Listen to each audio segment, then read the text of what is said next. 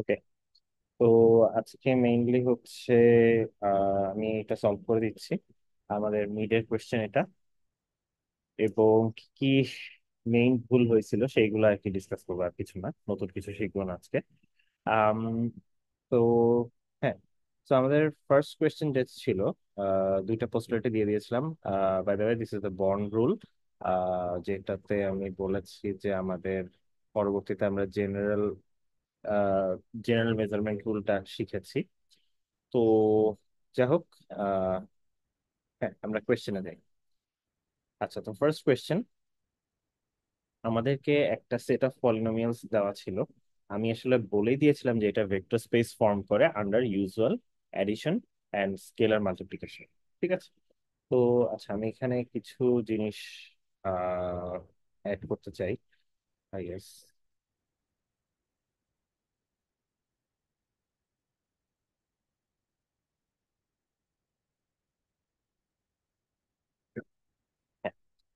তো এখানে কিছু জিনিস আসলে আমার কাছে মনে হয়েছে অনেকেরই বুঝতে অসুবিধা হয়েছে। যেমন মানে ইন জেনারেল কনসেপ্টে অসুবিধা আছে আর কি ভেক্টর স্পেসের। আসলে ভেক্টর স্পেস কখন হয়? ভেক্টর স্পেসের তৈরির জন্য তিনটা জিনিস দরকার। একটা সেট অফ এলিমেন্টস, এই সেটে একটা এলিমেন্ট থাকতে পারে, 100টা এলিমেন্ট থাকতে পারে, ইনফাইনাইট এলিমেন্টস থাকতে পারে। ঠিক আছে। তো যাই হোক, by the way, zero element আসলে হয় না, কারণ ভেক্টর স্পেসের ক্ষেত্রে একটা অন্য আর একটা কন্ডিশন হচ্ছে অ্যাডিটিভ আইডেন্টিটি থাকতে হয়। তো অ্যাটলিস্ট একটা এলিমেন্ট থাকাই লাগে, সেটা হচ্ছে জিরো। তো what ever, so the set is non MT set. ঠিক আছে, এটা একটা নন এমটি সেট। দেন আমাদের একটা এই সেটের যে এলিমেন্ট গুলো আছে, যেমন একটা হইতে পারে ইউ, একটা হইতে বা আই গেস ভি দিয়ে লিখি, V1, V2, V3 এটসেট্রা, এই এলিমেন্ট গুলোকে আমরা পরবর্তীতে ভেক্টর বলবো যদি এই সেটটা একটা ভেক্টর স্পেস ফর্ম করে। দুটো জিনিস আছে এখানে। একটা হচ্ছে এই যে কোনো দুইটা এলিমেন্টকে, যেমন V1 এবং V3 কে অ্যাড করতে পারতে পারতে হবে। ঠিক আছে। সো একটা অ্যাডিশন অপারেশন থাকা লাগবে। আর এই দুইটা এলিমেন্টকে যোগ করা বলতে কি বোঝায় এইটা আমাদেরকে ডিফাইন করতে হবে। সেটা যেভাবেই ডিফাইন করি না কেন, আমাকে ডিফাইন করতে হবে আর কি। That's the main point. ঠিক আছে, সেটা ডেফিনেশন যেমনই হোক না কেন। যেমন আমি হয়তো একটা সেটের মধ্যে আহ হয়তো কিছু ফল রাখতে পারি। আমি হয়তো আম রাখতে পারি, কলা রাখতে পারি, বা মালটা রাখতে পারি, হোয়াটএভার, মানে যা যা আছে আর কি। এখন আমি যদি এই সেটটা দিয়ে একটা ভেক্টর স্পেস ফর্ম করতে চাই, অবশ্যই আমাকে এই আম এবং কমলা যোগ করতে পারতে হবে। ঠিক আছে। না হলে এটা কোনো ভেক্টর স্পেস হবে না। সেট হতে পারে কিন্তু একটা ভেক্টর স্পেস হবে না। সো যে কোনো কিছুর সেটই আমি আসলে বানাইতে পারি, সমস্যা নাই। But as long as I can add them, that is one step towards vector space. এবং আরেকটা জিনিস হইতে হবে, সেটা হচ্ছে এদের পর আরেকটা অপারেশনও ডিফাইন্ড থাকতে হবে, যে এই যে কোনো এলিমেন্টকে স্কেল করতে পারতে হবে। সো ল্যামডা দিয়ে, ল্যামডা ইজ এ নাম্বার, এইটা দিয়ে স্কেল করা বলতে যা বোঝায় সেটা। তো ল্যামডা এখানে রিয়েল নাম্বার হতে পারে, কমপ্লেক্স নাম্বার হতে পারে, বা যে কোনো ফিল্ড হতে পারে। ঠিক আছে। তো যে কোনো ফিল্ড যদি হয়, যেমন ফিল্ডই হোক না কেন, আম, আমাদের অ্যাকচুয়ালি কি বলে, যেই ধরনের ফিল্ড হবে, যেমন এটা যদি ল্যামডা যদি একটা কমপ্লেক্স নাম্বার হয়, এবং মানে এটা যদি একটা ভেক্টর স্পেস ফর্ম করে, মানে এই তিনটা ইনগ্রেডিয়েন্ট অ্যাটলিস্ট থাকতে হবে, তাহলে তাদেরকে ভেক্টর স্পেস বলার চেষ্টা করতে পারি। এবং তারা কিছু ক্রাইটেরিয়া ফলো করলে, ওই যে 11টা ক্রাইটেরিয়া ফলো করলে, তাদেরকে তখন আমরা অ্যাকচুয়ালি ভেক্টর স্পেস বলতে পারবো, মানে তার আগ পর্যন্ত এরা ভেক্টর স্পেস ক্যান্ডিডেট। ঠিক আছে। তো এইটা যদি কমপ্লেক্স নাম্বার হয় ল্যামডা, তাহলে এটাকে কমপ্লেক্স ভেক্টর স্পেস বলবো। যদি এটা রিয়েল নাম্বার হয়, তাহলে এটাকে রিয়েল ভেক্টর স্পেস বলবো। আহ এইটা যেমন, এটা যদি একটা রেশনাল ফিল্ড নাম্বার হয়, ঠিক আছে, অনলি রেশনাল নাম্বার ফিল্ড তৈরি করে আর কি, তো তাহলে এদেরকেও আমরা একটা রেশনাল ভেক্টর স্পেস বলতে পারবো। ঠিক আছে। তো এই কন্ডিশনগুলো মেনটেন করতেই হবে। ঠিক আছে। তো তখন আমরা এদেরকে ভেক্টর স্পেস বলবো। সো আমাদেরকে যখন আমরা এই প্রথম লাইনে বলতেছি যে সেট অফ অল পলিনোমিয়ালস, ঠিক আছে, অফ এনি ডিগ্রি, ঠিক আছে, ডিগ্রি 3 হতে পারে, ডিগ্রি 4 হতে পারে, ডিগ্রি 100 হইতে পারে, হোয়াট এভার, ঠিক আছে, সব ধরনের যে পলিনোমিয়াল আছে, ঠিক আছে, ডিগ্রি 0 পলিনোমিয়াল হচ্ছে আমাদের কি বলে কনস্ট্যান্ট নাম্বারস, ঠিক আছে। তো ডিগ্রি 1 পলিনোমিয়াল হচ্ছে আমাদের হলো a1x+a0, এরকম টাইপের, যেমন 7x-1 একটা ডিগ্রি 1 পলিনোমিয়াল, ঠিক আছে। তো এরকম হচ্ছে আমাদের অনেক পলিনোমিয়ালই থাকবে বিভিন্ন ডিগ্রি। তো এই এই হলো আমাদের সেট। আচ্ছা, তারপরে আমাদের বলা হচ্ছে ইউজুয়াল অ্যাডিশন। তো আমরা দুটো পলিনোমিয়াল যোগ করতে পারি, যেমন p1x যদি একটা পলিনোমিয়াল হয়, p2x যদি আরেকটা পলিনোমিয়াল হয়, we know what it means to be adding them up, ঠিক আছে। যেমন সেম ডিগ্রির x to the power something, ধরেন x to the power n এর যে কোএফিসিয়েন্ট গুলো ওগুলো যোগ হবে, এটাকে আর কি অ্যাডিশন বলি। স্কেলার মাল্টিপ্লিকেশন মানে জাস্ট ওই কোএফিসিয়েন্ট গুলাকে আম, কি বলে গুণ করে দেওয়া, ঠিক আছে। তো ফর্মস ভেক্টর স্পেস, ঠিক আছে, এটা একটা ভেক্টর স্পেস ফর্ম করে, ভালো কথা। দ্যাট মিনস মানে আমি বলেই দিচ্ছি যে এই পুরো বড় সেটটা একটা ভেক্টর স্পেস ফর্ম করবে। সো এখানে আসলে কি বোঝাচ্ছি দেখি। সেটটা হলো বিভিন্ন এলিমেন্ট থাকবে, তো এই এলিমেন্ট গুলো হচ্ছে এরকম দেখতে, এক একটা পলিনোমিয়াল এই সেটের এলিমেন্ট। তো এই পলিনোমিয়ালটাকে আমি একটি এক্সপ্রেসিভ ওয়েতে লিখেছি। জাস্ট p(x) একটা পলিনোমিয়াল বলেও হয়তো রেখে দিতে পারতাম of degree n। That's completely fine, but আমি এখানে কমপ্লিটলি পুরোটা লিখেছি। তো এখানে আর কি লিখেছি যে আমাদের কে হলো, war is K,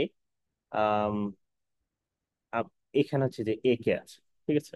so A K is a complex number, এবং কে হচ্ছে 0 থেকে যে কোনো মানে মানে ইন্টিজার নাম্বারই হইতে পারে, যেমন 0 থেকে n পর্যন্ত এইটার ক্ষেত্রে। তো সবাই আসলে a0 a1 a2 a3 etcetera সবকিছুই আসলে আমাদের একটা কমপ্লেক্স নাম্বার হইতে হবে। So what I am trying to get at is যে এইটা একটা কমপ্লেক্স পলিনোমিয়াল, এই সেটের প্রত্যেকটা এলিমেন্ট হচ্ছে একটা কমপ্লেক্স পলিনোমিয়াল, ঠিক আছে। আচ্ছা, তো does the set of all polynomials with exact degree p1, degree 3 p1 form a subspace? So এখানে সাবসেটের কথা বলা হচ্ছে। তো আমাদের এই বড় সেট পি তে সব ধরনের ডিগ্রির পলিনোমিয়ালই আছে, বাট আমরা এখানে p1 এ যেটা বলতে চাচ্ছি শুধুমাত্র ডিগ্রি 3 যেটা, সেই সমস্ত এলিমেন্ট গুলোর কথা বলতেছি। তো তারা ভেক্টর স্পেস ফর্ম করে কিনা, তারা যদি ভেক্টর স্পেস ফর্ম করে, সাবসেট যদি ভেক্টর স্পেস ফর্ম করে, তাদেরকে সাবস্পেস বলে, ঠিক আছে। তো আমাদের এখানে আসলে বেসিক্যালি এই টেবিলের মাধ্যমে অ্যান্সার করলে আমরা উত্তরটা পেয়ে যাবো। তো আমাদেরকে দেখতে হবে যে p1 is closed under addition কিনা, ঠিক আছে। তো এখানে p1 এর ডেফিনেশনটা একটু দেখে আসি। p1 হলো একটা exact degree 3 polynomial, that means তার অবশ্যই একটা x³ টার্ম থাকতে হবে, হয়তো এরকম হইতে পারে 5x³ - 7, this is a degree 3 polynomial. কিন্তু 5x² - 7, this is a degree 2 polynomial, এটা ডিগ্রি 3 পলিনোমিয়াল না। তো আমাদের এখানে সো দ্যাট মিনস আমাদের আর কি, যদি এক্সাক্ট ডিগ্রি 3 পলিনোমিয়াল হতে হয়, এখানে একটা এক্সট্রা কন্ডিশন আছে, এই যে a3 is not equals to 0, a3টাকে নন জিরো হইতে হবে। তো এখন এখানে প্রশ্ন ছিল যে আসলে আমাদের এটা ক্লোজড আন্ডার অ্যাডিশন কিনা।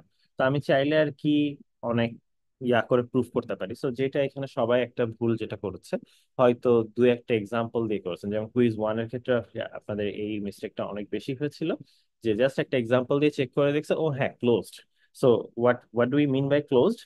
আপনাকে দেখাতে হবে, সো ইউ অ্যাজিউম যে কথার কথা a x is a polynomial in p1, bx is another polynomial in p1, ঠিক আছে। এখান থেকে you have to show that this implies that a plus b, বা I guess ax plus bx, এই দুইটাকে যোগ করলে সেটা যে পলিনোমিয়ালটা তৈরি করে সেটাও p1 এ থাকবে। যদি এমন হয় তাহলে আমরা বলবো p1 is closed under scale, sorry, addition, closed under addition. So I am sorry, আমি আসলে এটা পি এর জায়গায় লিখেছি, but what I am trying to say is এটা P1 এর ক্ষেত্রে প্রযোজ্য। ঠিক আছে, সো যেহেতু P1 লিখেছি, সেম কথা পি এর ক্ষেত্রে প্রযোজ্য, but we already no this is closed because বলেই দেওয়া হয়েছে this is actually A vector space, আপনাদেরকে প্রুফ করতে আর বলা হয়নি। আম, তো হ্যাঁ, আমাদের এখানে এইটা দেখাতে হবে যে, এবং সবচেয়ে বড় সমস্যা হয়েছে যে এইটা সব এমন পসিবল পলিনোমিয়ালের ক্ষেত্রে দেখাতে হবে। আপনারা মাত্র দুই একটা এক্সাম্পল দেখিয়েছেন, দুই একটা এক্সাম্পল দেখিয়ে দেখেছেন যে ও আচ্ছা ক্লোজড, দেন ইটস ফাইন। কিন্তু এভাবে আসলে হয় না, কারণ আপনি হয়তো অন্য একটা এক্সাম্পল থাকতে পারে যে এটার জন্য হয়তো ট্রু না। ঠিক আছে, তো এইটা সবার জন্য ট্রু হইতে হবে, ক্লোজড আন্ডার এডিশন হইতে হবে।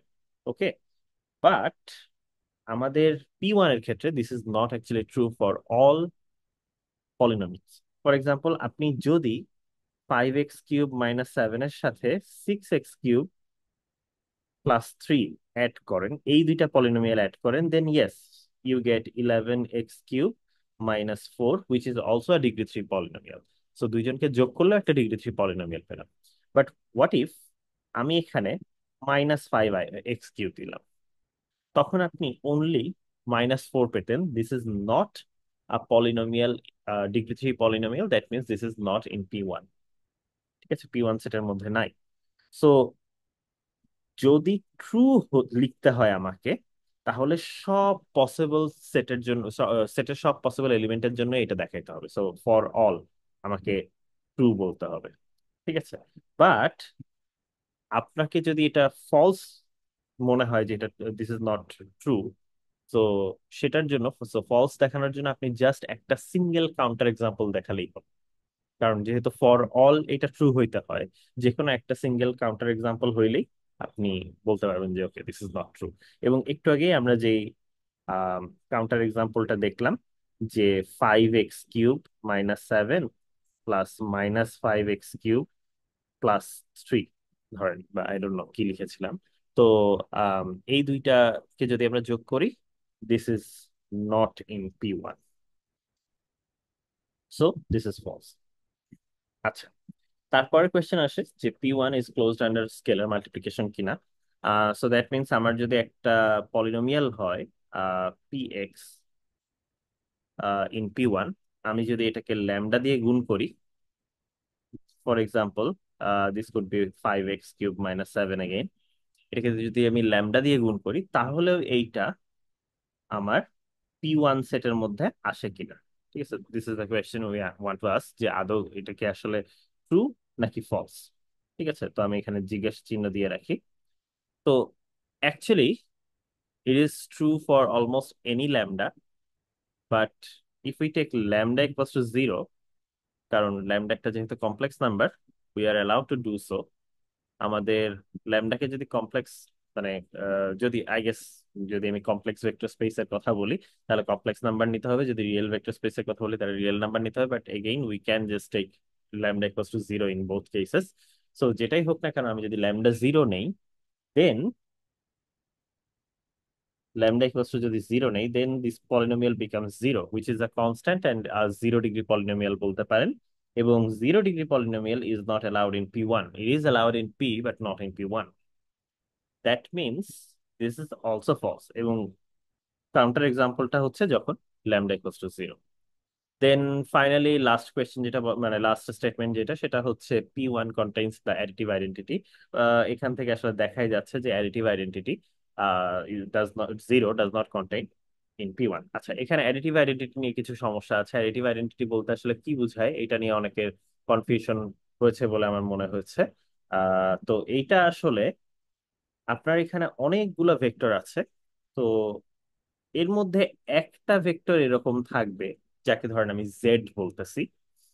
আম, যেই ভেক্টরটা অন্য যে কোনো ভেক্টরের সাথে আপনি যদি যোগ করেন ইনক্লুডিং ইটসেলফ, এটা জাস্ট ওই ভেক্টরটাকেই রিটার্ন করে। সো অ্যাডিটিভ আইডেন্টিটি মানে বলা হলো যে এটা একটা আইডেন্টিটি অফ অ্যাডিশন, আপনি যেটা যোগ করলেও যা ছিল তাই পাওয়া যায়। So nothing changes. তো অ্যাডিটিভ আইডেন্টিটি আরেকটা নামও আছে, যেটাকে জিরো ভেক্টর বলা হয়। সো জেড হলো এই সেটের একটা এলিমেন্ট হবে যে জিরো ভেক্টরের মতো কাজ করবে। তো জিরো ভেক্টর সবসময় লিটারালি যে দেখতে জিরোর মতো হবে তা না, but more often than not এমনটা হয় বলে দেখা যায়। ঠিক আছে। তবে এমন এক্সাম্পল দেখানো যেতে পারে যেখানে দিস ইজ নট ট্রু। ঠিক আছে। তো যাই হোক, আমরা আপাতত সেগুলো নিয়ে ডিসকাস না করি। The main point is you have to find an element in S যেটা আপনার অ্যাডিটিভ আইডেন্টিটি হিসেবে কাজ করে, মানে যেটা জেড এমন একটা এলিমেন্ট যেটাকে যদি আপনি ভেক্টরের সাথে যোগ করেন তাহলে সেম ভেক্টরটাই পাওয়া যায়। আচ্ছা, তো এখন প্রশ্ন হচ্ছে, আমরা যদি ওই প্যারেন্ট যে পলিনোমিয়াল ভেক্টর স্পেসটা ছিল তার দিকে তাকাই, তাহলে আমরা মোটামুটি একটু দেখলেই বুঝতে পারবো যে আসলে জিরো ইজ দ্য পলিনোমিয়াল। আহ মানে I am considering it as a polynomial, যেটা বেসিক্যালি আমাদের ভেক্টর স্পেসের অ্যাডিটিভ আইডেন্টিটি। তো সাবস্পেস ফর্ম করে কিনা সেটা চেক করতে গেলে জাস্ট দেখা লাগে যে ওই যে অ্যাডিটিভ আইডেন্টিটি ছিল, that is an unique element, ওই এলিমেন্টটা আমাদের এই সাবসেটের মধ্যে আছে কিনা, পি ওয়ান এর মধ্যে আছে কিনা। এবং দেখেন এখানেই আমরা লিখেছি যে না, এটা আসলে পি ওয়ান এর মধ্যে নাই। That means this is also false. তো আসলে পি ওয়ান সাবস্পেস ফর্ম করে কিনা সেটা বলার জন্য আসলে আমার এইগুলোর জন্য অপেক্ষা না করলেও হইতো।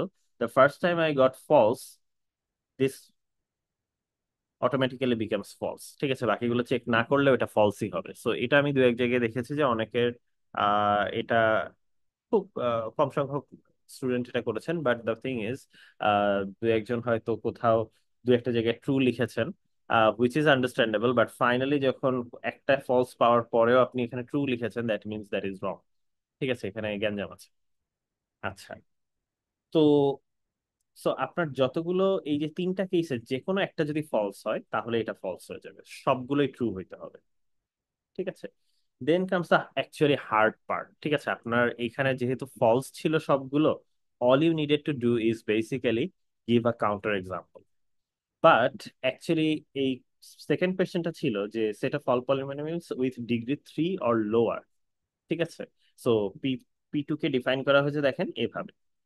তো এখানে কোনো কন্ডিশন নাই যে A3 is not equals two zero হইতে হবে, এমন কোনো কন্ডিশন নাই। কেন? কারণ A3 যদি জিরো হয়, এটা যদি জিরো হয়, that means this terms goes away, but that means this is a degree 2 polynomial now, এবং degree 2 polynomial is included in our set, so that is fine. আগের বার ছিল না, আগের বার ছিল এক্স্যাক্টলি ডিগ্রি 3 পলিনোমিয়াল।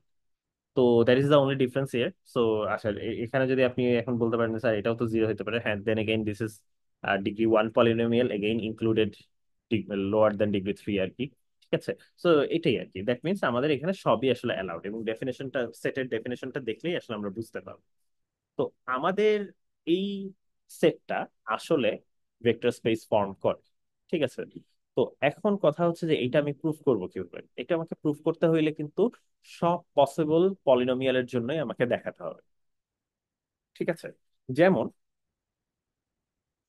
আমি যদি বলি যে পলিনোমিয়াল এ এটা পি2 এর অংশ, এবং পলিনোমিয়াল বি এটাও পি2 এর একটা element, then I have to show that yes a x plus b x is also an element of পি2।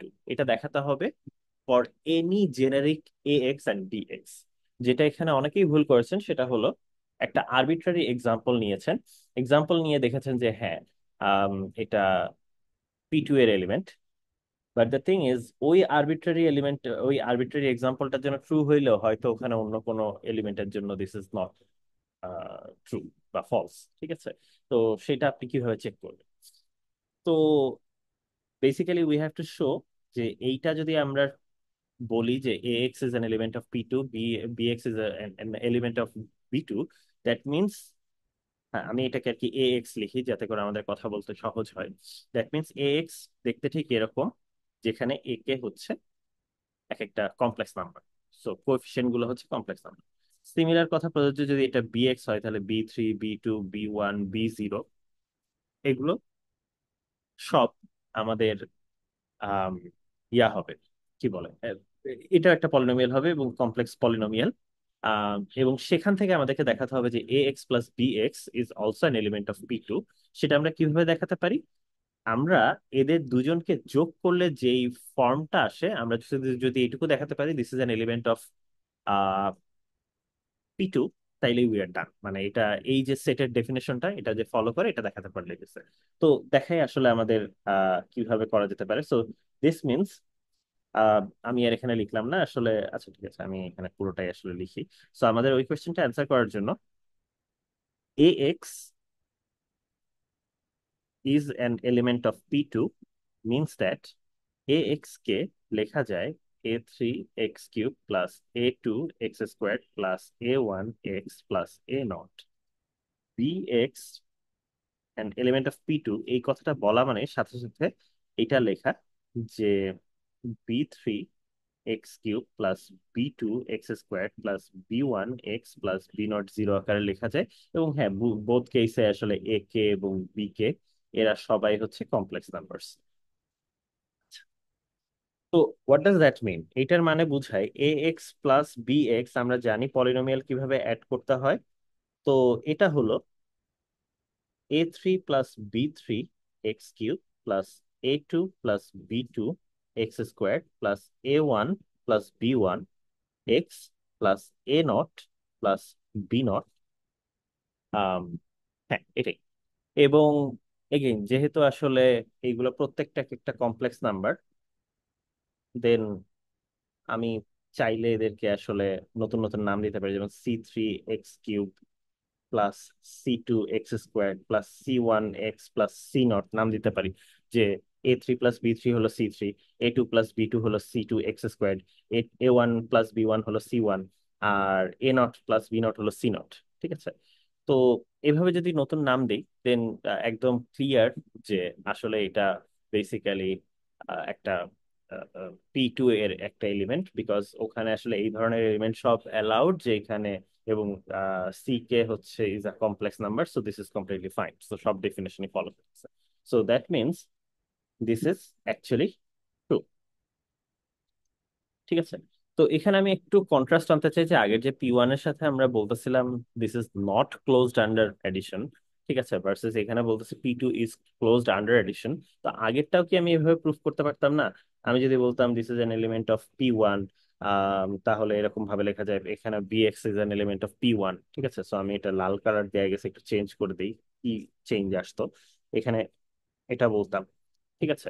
তো এখানে একটা যে চেঞ্জ আসতো সেই চেঞ্জটা হইলো a3 is not equals to 0, b3 is also not equals to 0, কারণ এই কন্ডিশনটা আমাদের P1 এর ডেফিনেশনে ছিল যে a3 is not equals to 0। তো চেক করে দেখি, আমাদের এখানে তখন যোগ করলে যেটা আসতো এটা পেতাম আমরা, একই জিনিস পেতাম। But the thing is a3 আর b3 দুইটাই নন জিরো হওয়ার পরেও a3 plus b3 as a whole can be zero. ঠিক আছে? সো স্পেশালি যখন a3 ইকুয়ালস টু -b3 হয়, ঠিক আছে, তো তখন আমাদের a3 plus b3 is equals two zero, and that means this is not an element of P1। ঠিক আছে? বাট আমাদের P2 এর ক্ষেত্রে এই কন্ডিশনটা ছিল না। দ্যাট ইজ ওয়াই এই কন্ডিশনটা নিয়েও আমাদের বদার করা লাগবে না, এবং we can say yes this is an element of P2। ঠিক আছে? সো এই কারণে P1 closed under addition, but P2, sorry, P2 is closed under addition, but P1 is not. Similarly আপনি দেখাবেন ক্লোজড আন্ডার স্কেলার মাল্টিপ্লিকেশন, একই process, just lambda দিয়ে গুণ করবেন, এবং যেহেতু কোনো রেস্ট্রিকশন নাই সেই জন্য আপনি বলতে পারেন যে হ্যাঁ, this is an element of P2। এবং P1 এর ক্ষেত্রে আসলে যেটা হতো, আপনি যদি জেনারিক ভাবে প্রুফ করতে চাইতেন ওই একই প্রবলেম, যে আসলে a3 কে ধরেন ল্যামডা দিয়ে গুণ করলে lambda could be zero, then lambda a3 becomes zero. So আপনার কন্ডিশন ভায়োলেট করবে। ঠিক আছে? সো ওই সেটের এলিমেন্ট হইতো না। So that is exactly why যে আসলে আপনার এটাও ট্রু হবে। এবং P2 কন্টেইনস অ্যাডিটিভ আইডেন্টিটি, যেটা বলছিলাম যে জিরো এলিমেন্টটা আসলে এটা ফলো করে কিনা, উত্তর হচ্ছে হ্যাঁ। কারণ if you take a3 a2 a1 a0 সবগুলোকে যদি জিরো নিয়ে নেন, তাহলেই আসলে আপনি you get basically zero, which is our additive identity. তার মানে হচ্ছে P2 এর element. Remember, we could not do this for P1 because a3 কে নন জিরো হইতে হইতো। ঠিক আছে? সো দ্যাট মিনস ইয়েস, এটাও ট্রু। এবং যখন তিনটাই ট্রু হয়, only then you can write যে ওকে P2 ফর্মস আ সাবস্পেস। এই হলো কি কি ইস্যুগুলো হয়েছে। আচ্ছা, তারপরে এখানে কোয়েশ্চেন করেছে যে does one x x square etcetera form a basis for the subspace P two, explain why. তো হ্যাঁ, এটা আসলে বেসিস ফর্ম করে না। ঠিক আছে, এটা অনেকেই লিখেছেন বেসিস ফর্ম করে, আই ডোন্ট নো ওয়াই। এটার কারণ হচ্ছে আমি খুব ক্লিয়ারলি বলে দিয়েছিলাম, এক্সাম এক্সাম হলে হিন্ট দিয়েছিলাম, এখানে কিন্তু দুইটা কন্ডিশন আছে। ঠিক আছে, সো এই কন্ডিশন দুইটা একটু ভালোভাবে খেয়াল করি। কখনো আমরা যদি বলি এই সেটটা অমুক সেট,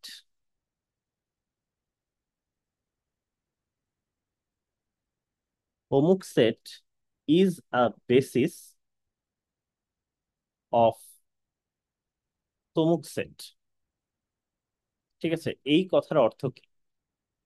এই কথার অর্থ হইল যেমন this is actually not true, this is actually true.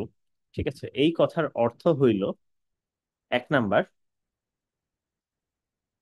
এই সেটের এলিমেন্ট গুলো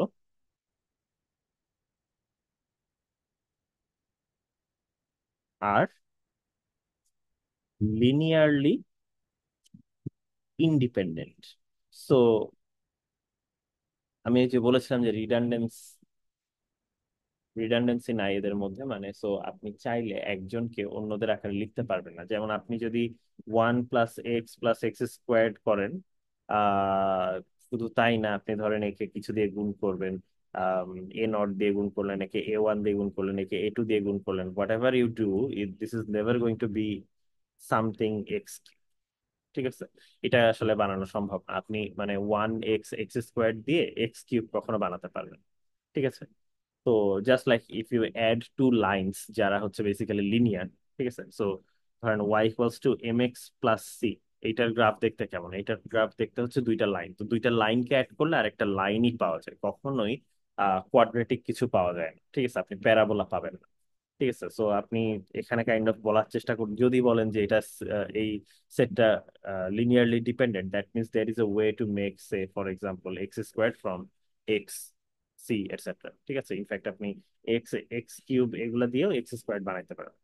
ঠিক আছে, ওকে। সো মানে যেমন কিউবিক গ্রাফ দেখতে একরকম, প্যারাবোলিক গ্রাফ দেখতে আরেক রকম। সো এটা আমি আসলে গ্রাফিক্যালি বলতেছি, ডেফিনেটলি আপনাকে এত জটিল করে চিন্তা করার আসলে কোনো প্রয়োজনই নাই। ঠিক আছে, তো সহজ কথা, আমরা যেটা লিনিয়ারলি ইন্ডিপেন্ডেন্ট বলতে যেটা বুঝাই, সেটা হচ্ছে আপনি যদি ম্যাথমেটিক্যালি প্রুফ করতে চান, হোয়াট উই ডু ইজ এইটা এইটা sorry a2 a1 x + a0, so সবাইকে আমরা বিভিন্ন নাম্বার দিয়ে গুণ করি, a3 a2 a1 a ল্যাম্বা a0, এগুলো দিয়ে গুণ করলাম। গুণ করার পরে if we get zero somehow, মানে ধরেন আপনি এমন কোন a3 a2 a1 a0 পান কিনা যাদের জন্য ভ্যালু হচ্ছে জিরো। ঠিক আছে, মানে এদের সবাইকে যোগ করলে অ্যাডিটিভ আইডেন্টিটি পাওয়া যায়, আদার দেন a3 a2 a1 a0 value যদি জিরো না হয়, কারণ এটা হচ্ছে trivial solution. If you can show this from this, ঠিক আছে, mathematically that means there is only one solution, যে এদের সবাইকে যদি জিরো নেওয়া হয়, that is called the trivial solution, এবং তখন বলা হয় এরা লিনিয়ারলি ইন্ডিপেন্ডেন্ট।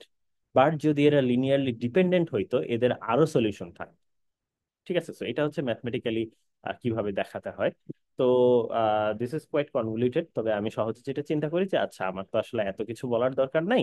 আমি বলবো যে দুইটা, মানে আপনি যদি এলিমেন্ট গুলাকে বিভিন্নভাবে যোগ করে অন্য আরেকটা এলিমেন্ট বানাইতে পারেন, তাহলে আসলে তারা লিনিয়ারলি ডিপেন্ডেন্ট, কিন্তু যদি কখনোই না করতে পারেন, তাহলে তারা লিনিয়ারলি ইন্ডিপেন্ডেন্ট। ঠিক আছে, তো যাই হোক, এখন আমাদের এইটা একটা কন্ডিশন ছিল বেসিস হওয়ার, 1 নাম্বার কন্ডিশন। এবং 2 নাম্বার কন্ডিশন ছিল, সো লিনিয়ারলি ইন্ডিপেন্ডেন্ট হইতে হবে। এইটা মোটামুটি সবাই হয়তো বুঝতে পেরেছেন যে এরা linearly independent. But there is one other thing, এই সেটটাকে স্প্যানস দ্য হোল ভেক্টর স্পেস। এই জায়গাটায় সবাই ভুল করেছেন মোটামুটি। ঠিক আছে, সো আপনাকে এইটাও খেয়াল রাখা লাগবে, when you are saying যে this set is a basis for P2, that means এদের লিনিয়ার কম্বিনেশন দিয়ে আপনি যে কোনো ভেক্টর বানাইতে পারবেন। ঠিক আছে, যে কোনো ভেক্টরকে এদের লিনিয়ার কম্বিনেশন আকারে লেখা যায়। এটা খুবই important because this makes vector space vector space. ঠিক আছে, এত ইউজফুল হওয়ার মেইন রিজনটাই হলো এটা, যে আমরা শুধুমাত্র বেসিস গুলার দিকে তাকায় বলে দিতে পারি যে অন্য সবার কি হবে। ঠিক আছে, না হলে আমাদের infinite number of elements, set elements নিয়ে কাজ করতে হবে। ঠিক আছে, ভেক্টর এলিমেন্ট ভেক্টর স্পেস এত ইউজফুল এর কারণ হচ্ছে মাত্র আপনি কত সিম্পল কয়েকটা এলিমেন্টের কথা যদি বলেন, যে বেসিস এলিমেন্টের করে কি হয়, এই ইনফরমেশনটা যদি আমাকে বলে দেন, আই ক্যান ফিগার আউট যে অন্যদের উপরে কি কি জিনিস ঘটতে পারে। ঠিক আছে, তো এক্স্যাক্টলি দ্যাট ইজ ওয়াই আপনাকে দেখতে হবে যে আচ্ছা আমার এই এলিমেন্ট গুলা দিয়ে কি আসলে আমি ফুল ভেক্টর স্পেসকে স্প্যান করতে পারি কিনা। ঠিক আছে, তো অ্যাকচুয়ালি উত্তরটা হচ্ছে হ্যাঁ।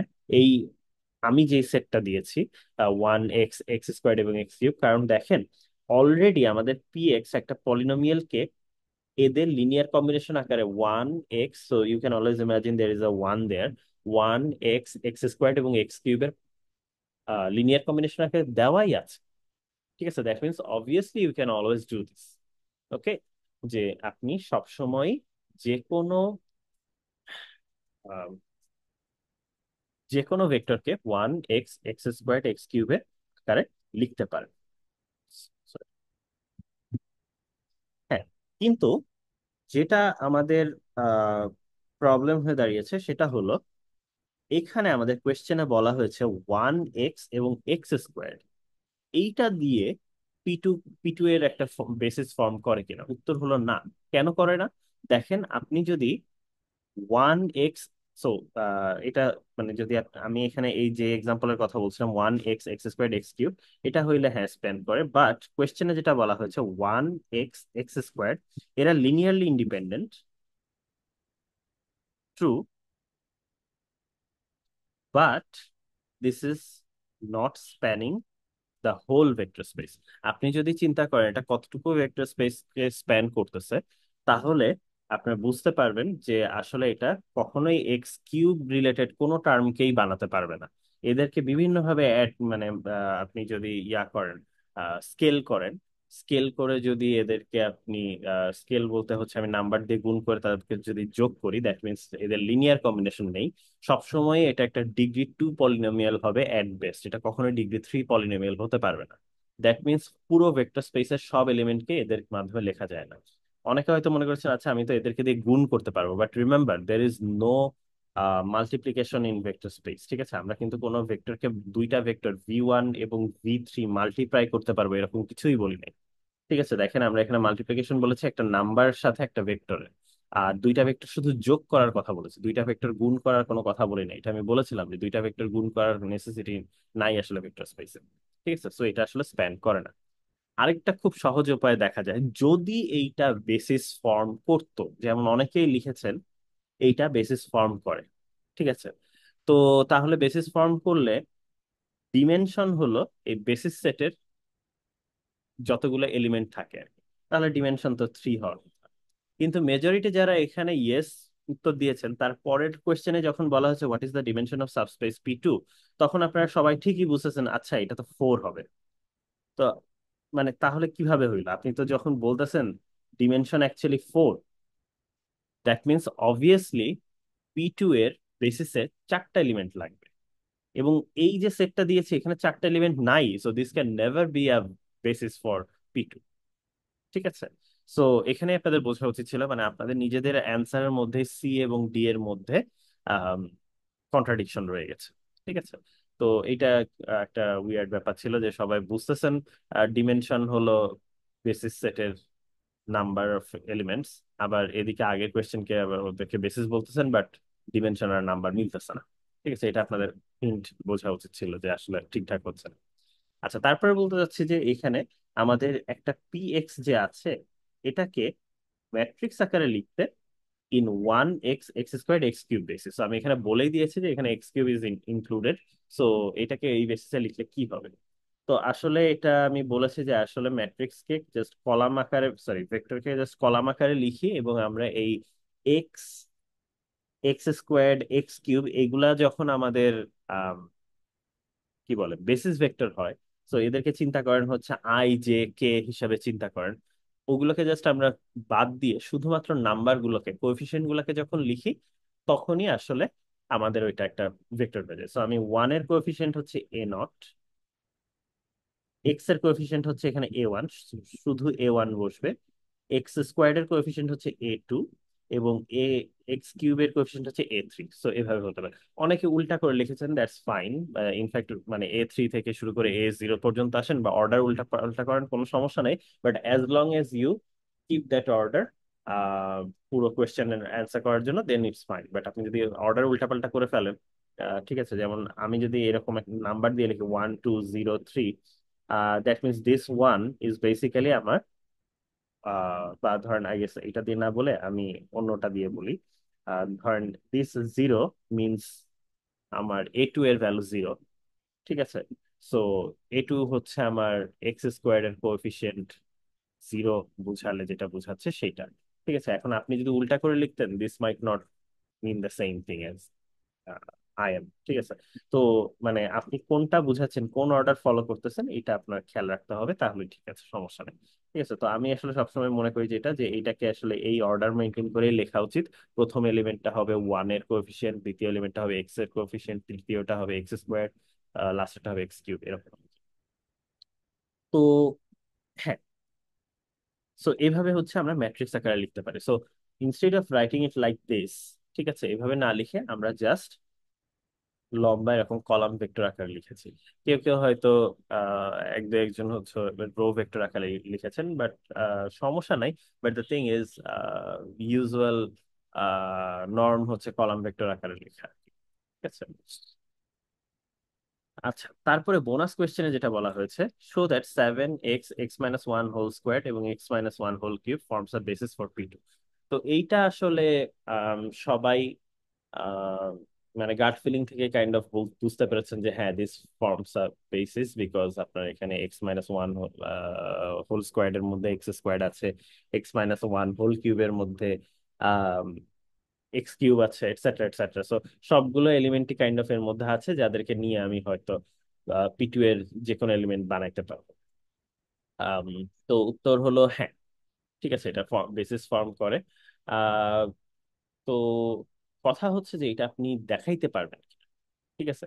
বিকজ এইটা বেসিস ফর্ম করে মানে হলো দুইটা কন্ডিশন চেক করতে হয়। এক, লিনিয়ারলি ইন্ডিপেন্ডেন্ট কিনা। তো আমাদের এই সেটের ক্ষেত্রে আপনি সহজেই বলে দিতে পারেন একটা ডিগ্রি 1 পলিনোমিয়াল, একটা ডিগ্রি 2 পলিনোমিয়াল, একটা ডিগ্রি 0 পলিনোমিয়াল, আর একটা ডিগ্রি 3 পলিনোমিয়াল। সো এরা সবাই লিনিয়ারলি ইন্ডিপেন্ডেন্ট, ডান। ঠিক আছে। আহ এর পরের কোয়েশ্চেনটা যেটা, এটা পুরোটা স্প্যান করে কিনা। তো আপনি এদের বিভিন্ন লিনিয়ার কম্বিনেশন নিয়ে, so এই জায়গাটাই সবাই একটু উল্টাপাল্টা হয়ে গেছে। তো আমার মনে হয় অলদো মানে দিস ইজ ক্লোজ, মানে আপনারা যেটা করেছেন, বাট আমার মনে হয় একটু ক্লিয়ার করা দরকার আসলে কি বলছি। হোয়াট আই মিন ইজ, আচ্ছা, 7x(x 1) হোল স্কোয়ার এবং x 1 হোল কিউব, এই সেটটা is a basis for P2। এই কথাটার মানে হচ্ছে এক, লিনিয়ারলি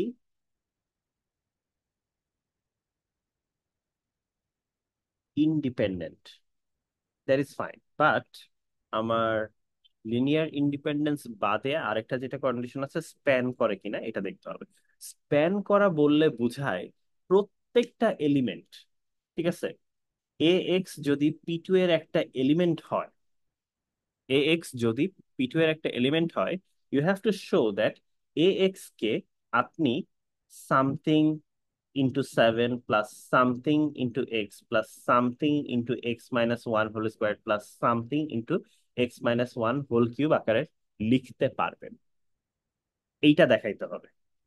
যদি দেখানো যায়, দ্যাট মিনস যে কোনো জেনেরিক ভেক্টরকে আপনি এদের লিনিয়ার কম্বিনেশন আকারে দেখতে পারলেন, that means you say okay, this is spanning the whole set. ঠিক আছে, আপনি শুধু এদেরকে দিয়ে ভেক্টর স্পেসের প্রত্যেকটা এলিমেন্টকে ডিসক্রাইব করতে পারবেন। ঠিক আছে। তো আমাদেরকে সেটা দেখাতে হবে, তো আমি দেখি ওটা দেখাতে পারি কিনা। ঠিক আছে। সো আমাদের এখানে একটা জিনিস হচ্ছে এক্স, ও আমি যেটা বলতে চাচ্ছি যে সেটা হচ্ছে অনেকে উল্টা করে লিখেছেন, মানে সবাই আর কি যেটা করেছেন যে সরি, কারেন্ট চলে যাওয়ার কারণে ডিসকানেক্টেড হয়ে গেছে। তো সবাই আসলে যে কমন মিস্টেকটা এখানে করেছেন সেটা হচ্ছে যে কাইন্ড অফ এ এক্সকেই মডিফাই করে ফেলেছেন, ঠিক আছে। সো কাইন্ড অফ কেউ কেউ এটা করেছেন যে a3x-1 whole cube plus a2x-1 whole squared plus a1 x plus, মানে কেউ কেউ শুধু 7 লিখে রেখেছেন, but this is not the whole thing. এখানে আপনার আসলে a0 7 লিখলেও একরকম হইতো, but even then this is wrong. আপনারা যেটা করতে চাচ্ছেন করছেন এখানে কাইন্ড অফ মানে এই বেসিসে কোনো কিছুকে একটা লিখতেছেন, লিনিয়ার কম্বিনেশন নিচ্ছেন, but that's not the point. আপনার পয়েন্ট হচ্ছে আমি a3x³ plus a2x² plus a1x plus a0 এটাকে can I right it in this form, ঠিক আছে। সো এইটা হচ্ছে আপনার গোল হবে। তো এখন হ্যাঁ, এটা করা যায়, একটু কষ্ট বাট করা যায়। যেমন আমি যদি আসলে এখানে প্রথম কথা চিন্তা করি যে আসলে x³ টার্মটা তো শুধু এখান থেকেই আসবে, আর কোথা থেকে আসা সম্ভব না, কারণ অন্যান্য জায়গায় হায়েস্ট ডিগ্রি আসলে ডিগ্রি 2 আছে। তো এখানে আমার a3x-1 হোল কিউব এটা যদি লিখি, এখানে a3x³ আসবে, বাট দ্য থিং ইজ এটাকে যদি এক্সপ্যান্ড করি তাহলে কিন্তু আমার আরও জিনিসপাতি আছে এখানে, যে আমার x-1 হোল কিউবের মধ্যে আছে -3x² প্লাস 3x-1 এরকম আছে, এবং a3 দিয়ে গুণ করলে এখানে a3 আসবে, এখানে a3 আসবে, এখানে a3 আসবে।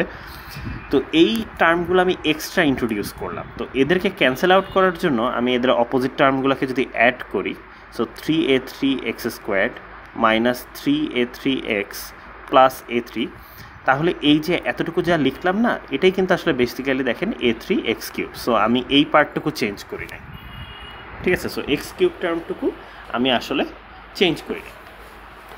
তো বাকি পার্টটুকুকেও আমার লিখতে হবে a2x² plus a1x plus a0, ঠিক আছে। বাট দ্য থিং ইজ আমার এখানে x-1 হোল কিউব টার্মস আমি জোর করে, ঠিক আছে।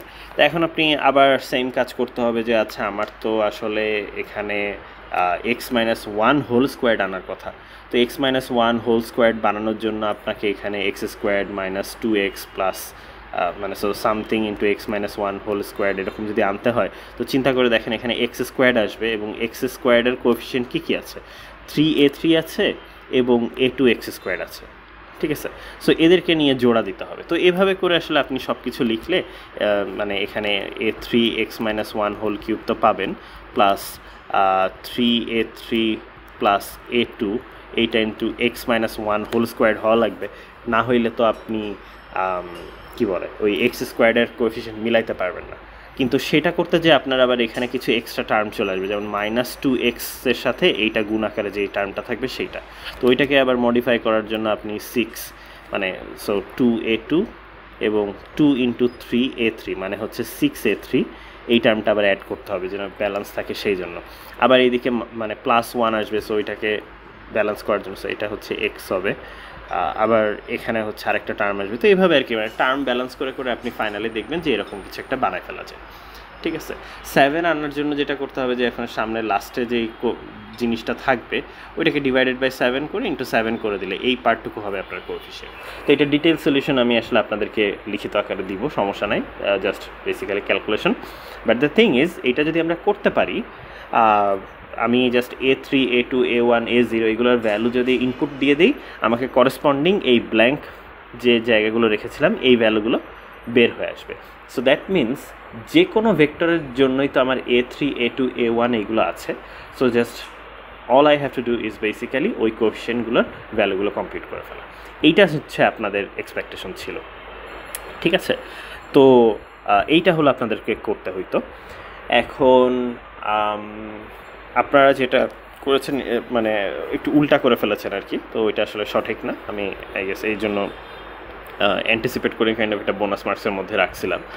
আচ্ছা, তারপরে লাস্ট কোয়েশ্চেন মানে ওর পরে জি নাম্বার কোয়েশ্চেনে বলা হয়েছে যে what is the matrix representation of px, same px ওই যে a3 a1 a2 ওই কোএফিসিয়েন্টটাই আসলে ওই কোএফিসিয়েন্টগুলো নিয়েই যদি আপনি ওদেরকে এই বেসিসে লেখেন তাহলে আসলে কী পান, ঠিক আছে।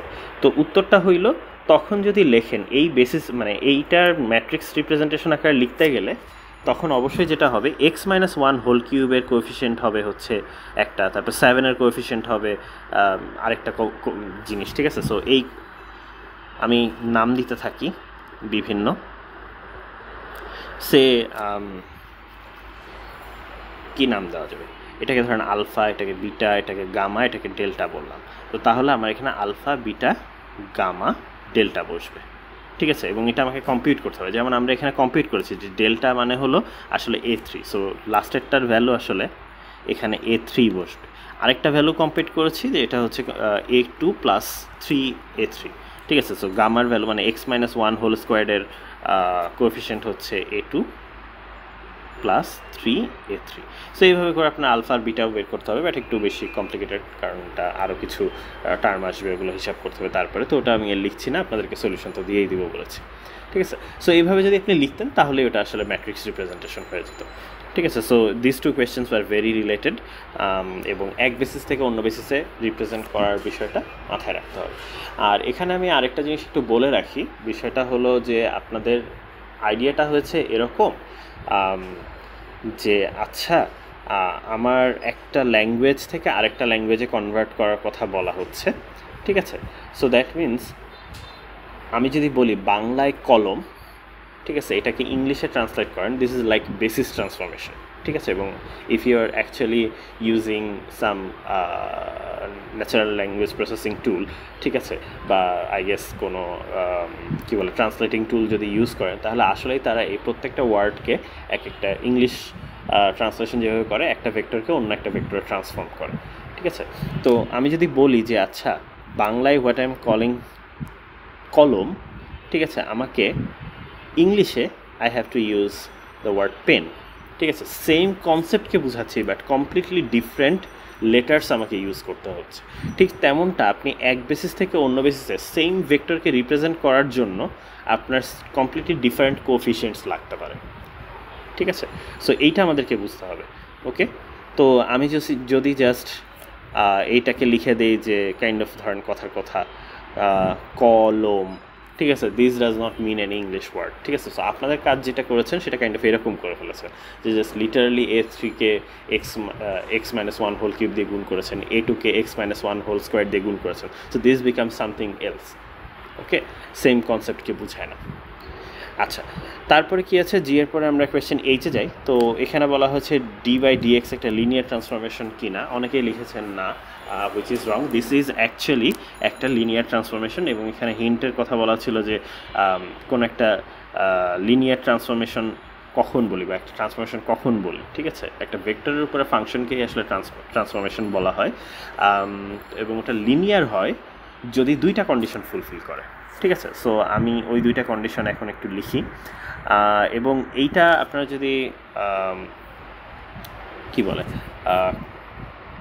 আপনারা যদি আর কি কোয়ান্টাম মেকানিক্স আর একটু পার্সু করেন, যেমন অনেকে হচ্ছে কোয়ান্টাম মেকানিক্স কোর্স করতেছেন, তাদের জন্য এটা বেশ ইম্পর্টেন্ট একটা বিষয়।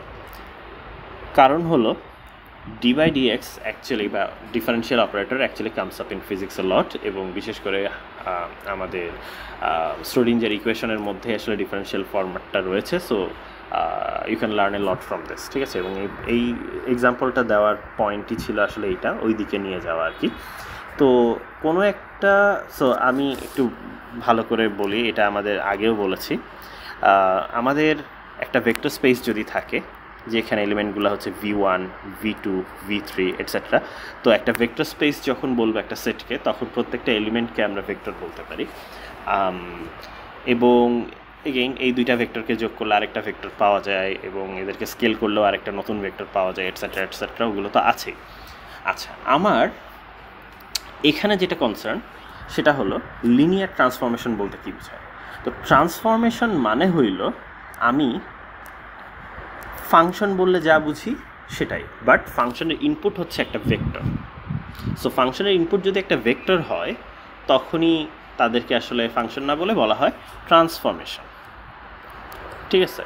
এবং ট্রান্সফরমেশন করার পরে this could be a number, this could be a new vector, same ডিমেনশনের হতে পারে, বা ইভেন হায়ার ডিমেনশন হতে পারে, লোয়ার ডিমেনশন হতে পারে, হোয়াট এভার, ঠিক আছে। এটার আউটপুট একটা নাম্বার বা একটা ভেক্টর হতে পারে, whatever the thing is, this is called transformation. Okay, so এবং ট্রান্সফরমেশনের ক্ষেত্রে আসলে একটা ভেক্টর স্পেস থেকে আরেকটা ভেক্টর স্পেসেই যায়, কারণ this becomes a different vector space.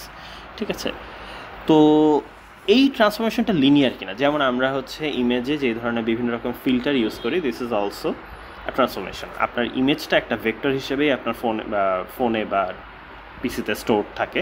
ঠিক আছে, আমরা জানি যে প্রত্যেকটা পিক্সেলের ভ্যালু জাস্ট পরপর লেখা থাকে ধরেন, তো ওইটাই তো তাহলে একটা ভেক্টর হয়ে গেল, এবং ওইটাকে আপনি যদি কোনো ধরনের ফিল্টার অ্যাপ্লাই করেন, দ্যাট ইজ আ ট্রান্সফরমেশন। এবং আপনি যে ধরনের ট্রান্সফরমেশনটা ইউজ করতেছেন, that is most likely a non linear transformation, because non-linear things are more fun but they are more difficult as well.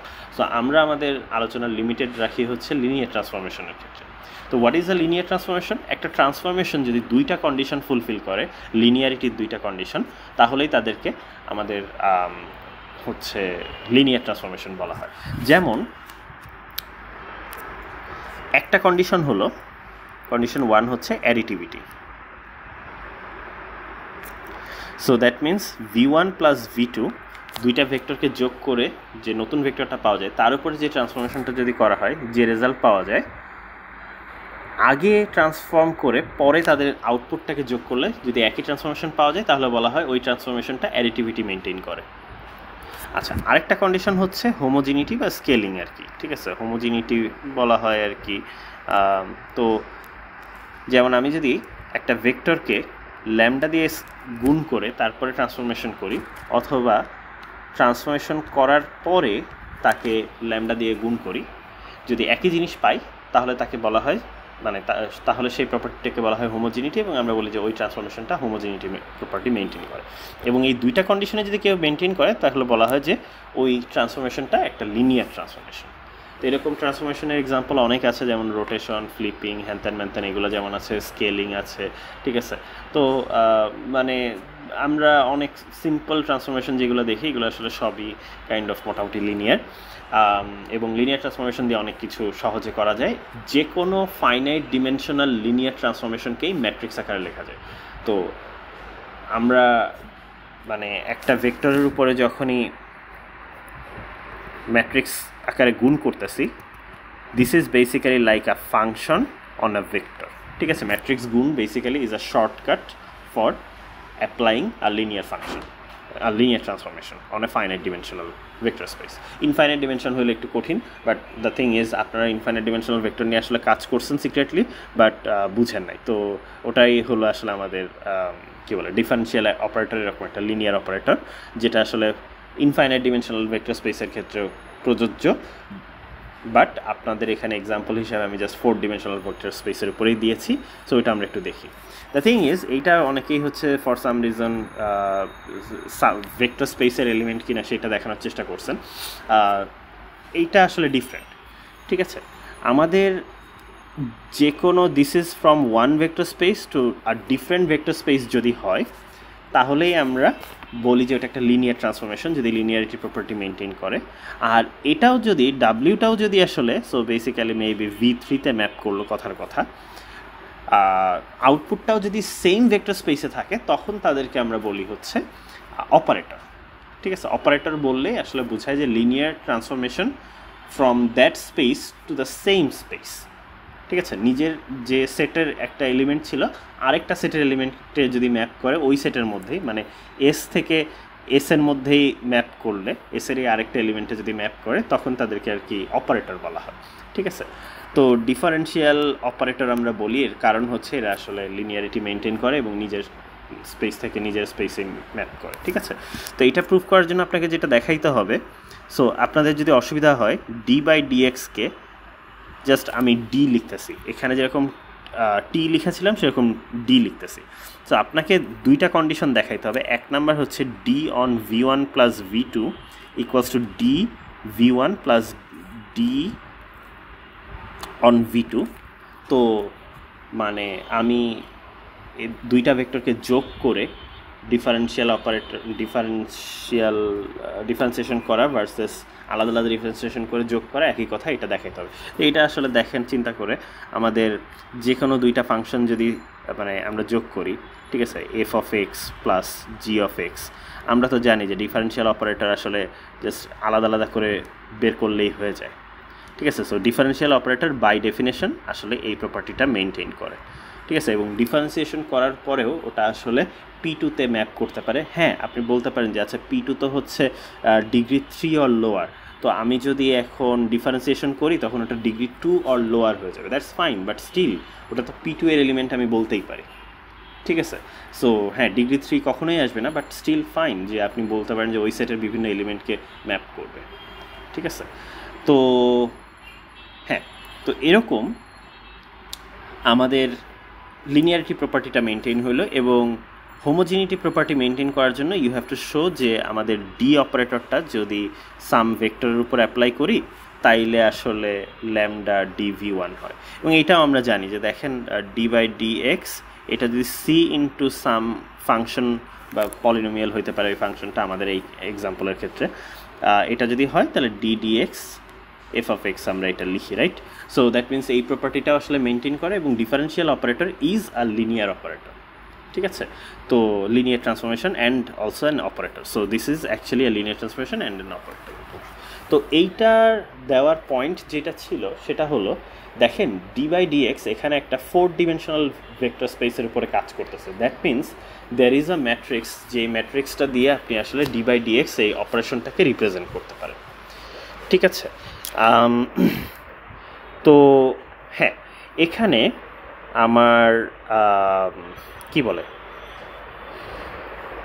হ্যাঁ, তো আমাদের এখানে আসলে আই নাম্বার কোয়েশ্চেন আমি ঠিক ওইটাই বলতেছিলাম যে ডি বাই ডি এক্স কীভাবে আমাদের বেসিস স্টেটগুলোর উপর অ্যাক্ট করে সেটা আমাদেরকে জানতে হবে। If I only answer this question যে প্রত্যেকটা বেসিসের উপরে কীভাবে কাজ করে, তাহলেই আসলে আমি যে কোনো ভেক্টরের ব্যাপারে বলতে পারবো, কারণ বেসিস যে কোনো ভেক্টরকে বেসিস ভেক্টরগুলার কম্বিনেশন আকারে লেখা যায়, এবং আপনি যখন কম্বিনেশন আকারে লিখতে পারছেন তাহলে আপনি তাদের প্রত্যেকের উপরে লিনিয়ারিটি প্রপার্টি মেনটেন করে এবং স্কেলিং প্রপার্টি মেনটেন করে, হোমোজেনিটি প্রপার্টি মেনটেন করে প্রত্যেকের উপরে d by d x act করলে কী হবে সেটাও বলে দিতে পারবো, ঠিক আছে। যেভাবে আসলে আমরা এই হিসাবটা আসলে করি, ঠিক আছে, যে কোনো পলিনোমিয়ালের উপরে যেভাবে আমরা ডিফারেন্সিয়েশন করি আর কি, ঠিক আছে। তো এখানে আমরা আর কি ওটাকে জাস্ট ভেক্টর আকারে লিখে দেখাবো, এটাই, আর কিছু না। দেখেন এখানে আসলে সিম্পল কোয়েশ্চেন করছে, জানি না কেন এইটা আপনারা ভুল করছেন। সেটা হচ্ছে প্রথমে বলছে হচ্ছে এইটার ডিফারেন্সিয়েশন করলে কি হবে, 1-এর ডিফারেন্স এফ অফ এক্স যদি 1 হয় d by d x f of এক্সের ভ্যালু কত। তো এইটাও অনেকে ভুল করছেন যে কেন জানি এখানে শুধু এক্স লিখছেন, you have to write 2x, right. এখানে হচ্ছে 3x² হবে, এটা ভুল করার কোনো পয়েন্ট আমি দেখি না, তারপরে অনেকে করছেন।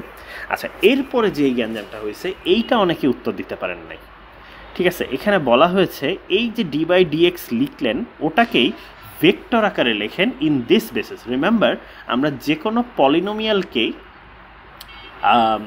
আকারে লিখতে পারবো, ভেক্টর আকারে লিখতে পারবো আমরা বলেছি, এবং এই কোয়েশ্চেনটা আমি ক্লাসের মধ্যে বলেও দিয়েছিলাম। দেখেন আপনারা ইতে তো অলরেডি অ্যান্সার করেছেন এই কোয়েশ্চেনটা অলমোস্ট সবাই পেরেছেন যে আমাদের ভেক্টরকে এইভাবে লিখতে হবে।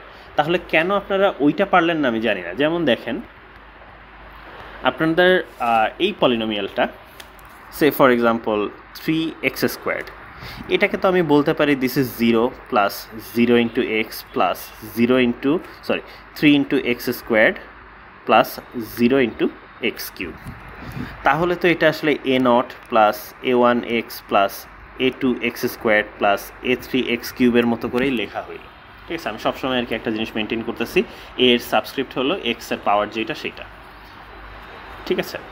তো তার মানে কি দাঁড়ায়, তার মানে a0-এর ভ্যালু হলো, মানে a0-এর ভ্যালু হলো 0, a1-এর ভ্যালু হলো 0, a2-এর ভ্যালু হলো 3, আর a3-এর ভ্যালু হলো 0। সো আপনি যে লিখছিলেন যে ভেক্টরটা a0 a1 a2 a3 হবে, তাহলে এদের ভ্যালুগুলো জাস্ট বসাই দেন। সো a0-এর ভ্যালু 0, a1-এর ভ্যালু 0, a2-এর ভ্যালু হচ্ছে 3, আর a3-এর ভ্যালু হবে 0, ঠিক আছে। সো ডান, এটাই আসলে ভেক্টর। আমি জানি এটা এত কমপ্লিকেটেড কেন আসলে লেগেছে আপনাদের। সো এটা 0 0 3 0 এমন হবে। সিমিলারলি ধরেন 2x যেটা, সেটা হচ্ছে 0 2 0 0 এরকম হবে, কারণ ওখানে এক্স এর কোএফিসিয়েন্ট ছিল। আর 1 মানে হচ্ছে 1 0 0 0, কারণ এটা হচ্ছে এক্স টু দি পাওয়ার 0, বা মানে 1 ইন্টু এক্স টু দি পাওয়ার 0 আছে, তো 0th ইয়ার কোএফিসিয়েন্ট বলতে পারেন। আর ফাইনালি 0 আসলে কি, সবগুলোই 0 হবে। ঠিক আছে, সো এইটাই আসলে উত্তর ছিল, আর কিছুই না। ঠিক আছে, এখানে অনেকে A0 A1 A2 A3 এগুলো লিখছেন, তারপরে এক একজন এক এক রকম লিখছেন, আমি জানি না আসলে ওগুলো কীভাবে হিসাব করে লিখেছেন, but the thing is this are just going to be a constant numbers. ঠিক আছে, আচ্ছা, এরপরে লাস্টে কোয়েশ্চেন যেটা করেছি সেটা হলো based on your answer in question I write d by d x as a matrix. তো এই ডি বাই ডি এক্সকে একটা ম্যাট্রিক্স আকারে লিখতে বলা হয়েছে, sorry, so d by d এক্সকে একটা ম্যাট্রিক্স আকারে লিখতে বলা হয়েছে। তো এইটা আসলে যেটা বলা হয়েছে সেটা হইল, মানে ধরেন এটা যদি ডি অপারেটরটার মতো করে লিখলে আপনাদের সুবিধা হয়, দেখেন এইটা প্রথম ইয়েটা ছিল হচ্ছে 0-র উপর অ্যাপ্লাই করলে কী হবে, ডি 1-এর উপর অ্যাপ্লাই করলে কী হবে, এরকম কিন্তু বলেছি। সো বেসিক্যালি আপনি জাস্ট জানতে চান প্রথম বেসিস ভেক্টরটার উপরে যদি অ্যাপ্লাই করি তাইলে কি আসবে, দ্বিতীয় বেসিস ভেক্টরটার উপর অ্যাপ্লাই করলে কি হবে, তৃতীয় বেসিস ভেক্টরটার উপর অ্যাপ্লাই করলে কি হবে, চতুর্থ বেসিস ভেক্টরটার উপর অ্যাপ্লাই করলে কি হবে, এইগুলো জাস্ট পরপর লিখে দিলেই আসলে হয়ে যায়, তাহলে আসলে ম্যাট্রিক্স ইয়ে হয়ে যায়। আমি এটাই বলছিলাম যে ম্যাট্রিক্স মাল্টিপ্লিকেশন আসলে এইভাবেই আসছে, বেসিসগুলোর উপরে কি হয় সেইটাকে বলা, এইটাই আসলে ম্যাট্রিক্স এইভাবেই ডিফাইন্ড, এবং ম্যাট্রিক্স মাল্টিপ্লিকেশন বেসিক্যালি এইটা অ্যাপ্লাই করলে কি হবে সেটার একটা শর্টকাট আমরা মুখস্থ করছি, এটা আসলে আসছে হচ্ছে এইভাবে। ঠিক আছে, যেমন আপনি দেখেন 1-এর উপরে ডেরিভেটিভ নিলে, সো ডি মানেই হচ্ছে ডি বাই ডি এক্স আর কি। ঠিক আছে, 1-এর উপরে ডেরিভেটিভ নিলে আপনার লিখেছেন অলরেডি যে 0 পাওয়া যায়, 0 0 0 পাওয়া যায়। So basically what I am going to do is just এই যে 4টা ভেক্টর আছে পাশাপাশি জাস্ট লিখবো একটা ম্যাট্রিক্স আকারে, দ্যাটস ইট, আর কিছুই না। ঠিক আছে, সো এইটা হবে হচ্ছে 1 0 0 0, এইটা হবে হচ্ছে 0, আচ্ছা আমি কাছাকাছি লিখি 0 2 0 0, এবং এইটা হবে 0 0 3 0। এটা অনেকে কাছাকাছি লিখেছেন, মানে অনেকে ঠিকঠাক করেছেন, অনেকে আবার কাছাকাছি লিখেছেন কিন্তু যে 1 2 3 একটু নিচে, মানে ডায়াগোনাল বরাবর হয়ে গেছে। দেখেন এটা এক্স্যাক্টলি ডায়াগোনাল বরাবর না, 1 2 3 একটু উপরে। ঠিক আছে, এটার মেইন রিজন যে আপনি ওই যে এক্স কিউবকে ডিফারেন্সিয়েট করলে কখনোই এক্স কিউব টার্ম আসলে পাবেন না, এটা হচ্ছে এক্স কিউবের কোএফিসিয়েন্ট। তো P2 এর কোনো এলিমেন্টকে আসলে ডেরিভেটিভ নিলে আপনি এক্স কিউব কোনো টার্ম পাবেন না। ঠিক আছে, তো এইটাই হচ্ছে differential operator d by d x. বিশ্বাস না হলে আপনি দেখেন, আমি যদি আপনাকে বলি d by d x on 5x³ - 7, এটা যদি করি তাহলে কি হয়, এখানে 15x² আসা উচিত। ঠিক আছে, অথবা আই গেস আপনারা আরেকটু কমপ্লিকেটেড এক্সাম্পলও নিতে পারেন, হয়তো 3x + 7 এরকম কিছু দেই। সো তাহলে আরও কিছু টার্ম আসলো আর কি, 15x² - 3, এইটা হচ্ছে আপনাদের অ্যান্সার আসে, রাইট? বাট এই পুরো জিনিসটাকে ভেক্টর মাল্টিপ্লিকেশন, মানে ম্যাট্রিক্স মাল্টিপ্লিকেশন দিয়েও করা যায়। দেখেন এইটা হবে আপনার ভেক্টর আকারে যদি লেখেন তাহলে কনস্ট্যান্ট টার্ম 7, এক্সের কোএফিসিয়েন্ট -3, x² এর কোএফিসিয়েন্ট 9, x³ এর কোএফিসিয়েন্ট 5, এবং ডি বাই ডি এক্স এইটাকে ম্যাট্রিক্স আকারে যেটা লিখলেন একটু আগে ওইটাই, 0 0 0 0, 1 0 0 0, 0 2 0 0, 0 0 3 0। এটাকে ম্যাট্রিক্স মাল্টিপ্লিকেশন করেন, কি পাওয়া যায় দেখি। ম্যাট্রিক্স মাল্টিপ্লিকেশনের রুল ফলো করি, 0 × 7 1 × -3, সো এখানে হচ্ছে -3 আসবে, বাকিগুলো তো 0 দিয়ে গুণ, কোনো বিষয় না। এগেন এটা একটা 4/4 ম্যাট্রিক্সের সাথে একটা 4/1 ম্যাট্রিক্স গুণ করতেছি, রেজাল্ট একটা 4/1 ম্যাট্রিক্স আসবে। তারপরে রোতে হচ্ছে 0 × 7, 0 × -3, 2 × 0, 0 × 5, সো এটা এখানে 0ই আসবে। আচ্ছা, তারপরে হলো আমাদের 0 × 7, 0 × -3, 0 × 0, আর 3 × 5 15, আর লাস্টে 0 দিয়ে সব কিছু গুণ, সেটাও 0 আসবে। একটু খেয়াল করে দেখেন, এইটা হচ্ছে আমার কনস্ট্যান্ট টার্মের কোএফিসিয়েন্ট, এটা হচ্ছে এক্সের কোএফিসিয়েন্ট, এটা x² এর কোএফিসিয়েন্ট, এটা x³ এর কোএফিসিয়েন্ট। দ্যাট মিনস আপনার এখানে এটা বোঝাচ্ছে, এই ভেক্টরটা বোঝাচ্ছে 15x² - 3, তো 15x² - 3 আপনার অ্যান্সার। সো যেহেতু ডিফারেন্সিয়াল অপারেটর হলো জাস্ট একটা লিনিয়ার অপারেটর মানে ফাইনাইট ডিমেনশনাল ভেক্টর স্পেস, আপনি এটাকে সবসময় একটা ম্যাট্রিক্স আকারে লিখতে পারেন, এটাই। ঠিক আছে, সো এবং এইখানে ম্যাট্রিক্সটা দেখতে হবে এরকম। যে কোনো লিনিয়ার অপারেটরকেই বা মানে বেসিক্যালি লিনিয়ার ট্রান্সফরমেশনকেই ম্যাট্রিক্স আকারে লেখা যায়। Just right out what happens to those vectors, ঠিক আছে? যে বেসিস ভেক্টরগুলোর উপর কী হবে সেটা করলেই হয়ে যাচ্ছে, ডান। এইটা ছিল আপনাদের কোয়েশ্চেন 1, এবং কোয়েশ্চেন 1টা আমি বলবো যে লাস্টের পার্টটা হয়তো আপনাদের কাছ থেকে একদম এক্সপেক্টেড ছিল না যে আপনি পারবেন, বাট অ্যাটলিস্ট ক্লাসের এই আইডিয়াগুলো আমি দিয়েছি, একদম লিটারালি আসলে পুরোপুরি তো বলে দেওয়া হবে না, কোর্সটা আসলে 4th ইয়ারের একটা কোর্স। আচ্ছা, তারপরে দেখি কোয়েশ্চেন 2, এবং শুধু 4th ইয়ারের না, এবং কোর্সটা আসলে ডিফিকাল্ট, রাইট? আচ্ছা, তারপরে কোয়েশ্চেন 2 হচ্ছে আমাদের এখানে বলা হয়েছে psi1 হলো আলফা 0 প্লাস বিটা 1, psi2 হচ্ছে আলফা 0 মাইনাস বিটা 1, psi3 হচ্ছে e to the power i pi by 4 alpha 0 plus e to the power i pi by 4 beta 1। তো যেটাকে আসলে শর্টে এভাবে লিখতে পারি। So there is a global phase difference, এবং আপনাদের ক্লাসে বলেছি আসলে গ্লোবাল ফেজ ডিফারেন্স আসলে ম্যাটার করে না। তো এখানে আসলে বেসিক্যালি ওইটার প্রুফ দেখিয়েছিলাম, বেসিক্যালি আপনাদের কিছু সহজ ক্যালকুলেশন করতে দিয়ে, ঠিক আছে? আচ্ছা, তো এখানে 0 মানে psi1 ভেক্টরটাকে যদি আমরা মেজার করি 0 পাওয়ার প্রবাবিলিটি কত? তো এটা আসলে খুব সহজেই বর্ন রুল দিয়ে এইটা মডুলাস স্কোয়ার্ড। তো মডুলাস স্কোয়ার্ড এগেইন পরীক্ষার হলে মনে করাই দেওয়ার পরও অনেকে লেখেন নাই, ঠিক আছে? তো হ্যাঁ, এই জায়গায় গ্যাঞ্জাম করছেন অনেকে, ঠিক আছে? তো এই গ্যাঞ্জামটা করার কারণে কি হয়েছে একটু পরে বলতেছি। সবচেয়ে বড় সমস্যা যে সমস্ত জায়গায় হয়েছে, তো আপনি দেখেন এই ইকুয়েশনটাকে আমি যদি বাম দিক থেকে এটা দিয়ে গুণ করি, এখানে একটা 0 আসবে, এখানে একটা 0 আসবে, মানে 0 ব্রা আসবে, তো এইটা হচ্ছে 1 হয়ে যাবে আর এইটা 0 হয়ে যাবে। সো এই পার্টটা বাদ, আর এটা যেহেতু 1 আলফা ইন্টু 1, দিন শেষে এটা আলফা ভিতরে মডেল স্কোয়ার চলে আসলো, ঠিক আছে?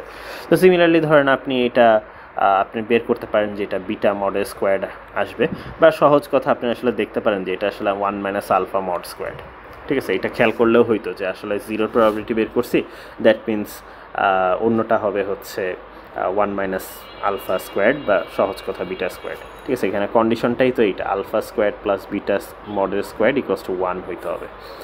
আচ্ছা, এরপরে কি আছে?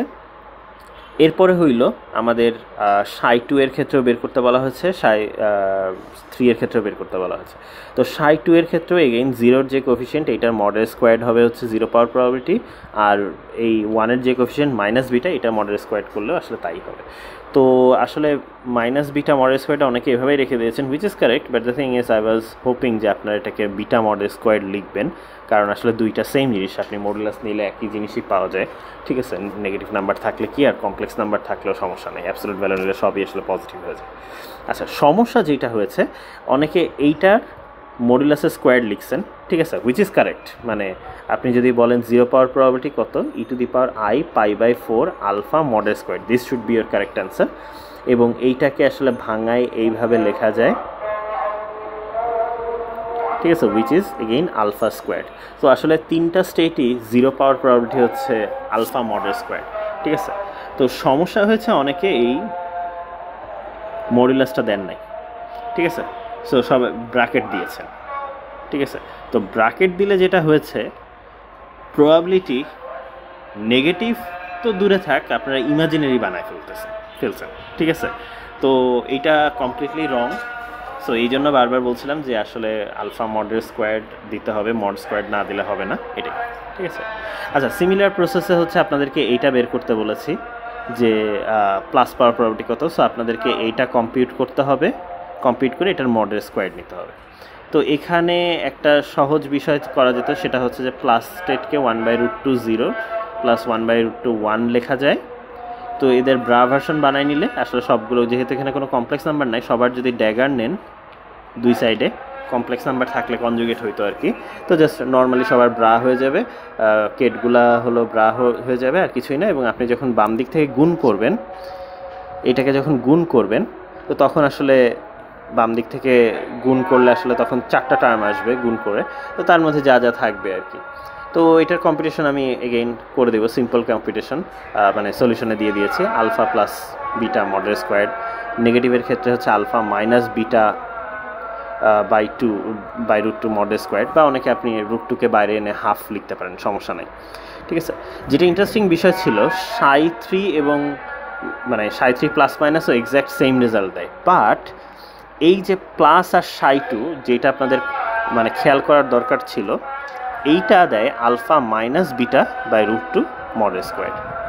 সো দেখেন মানে মোদ্দা কথা যেটা, সাই ওয়ান সাই টু সাই থ্রি সবাই 0 power probability alpha mod square, 1 power probability alpha mod square.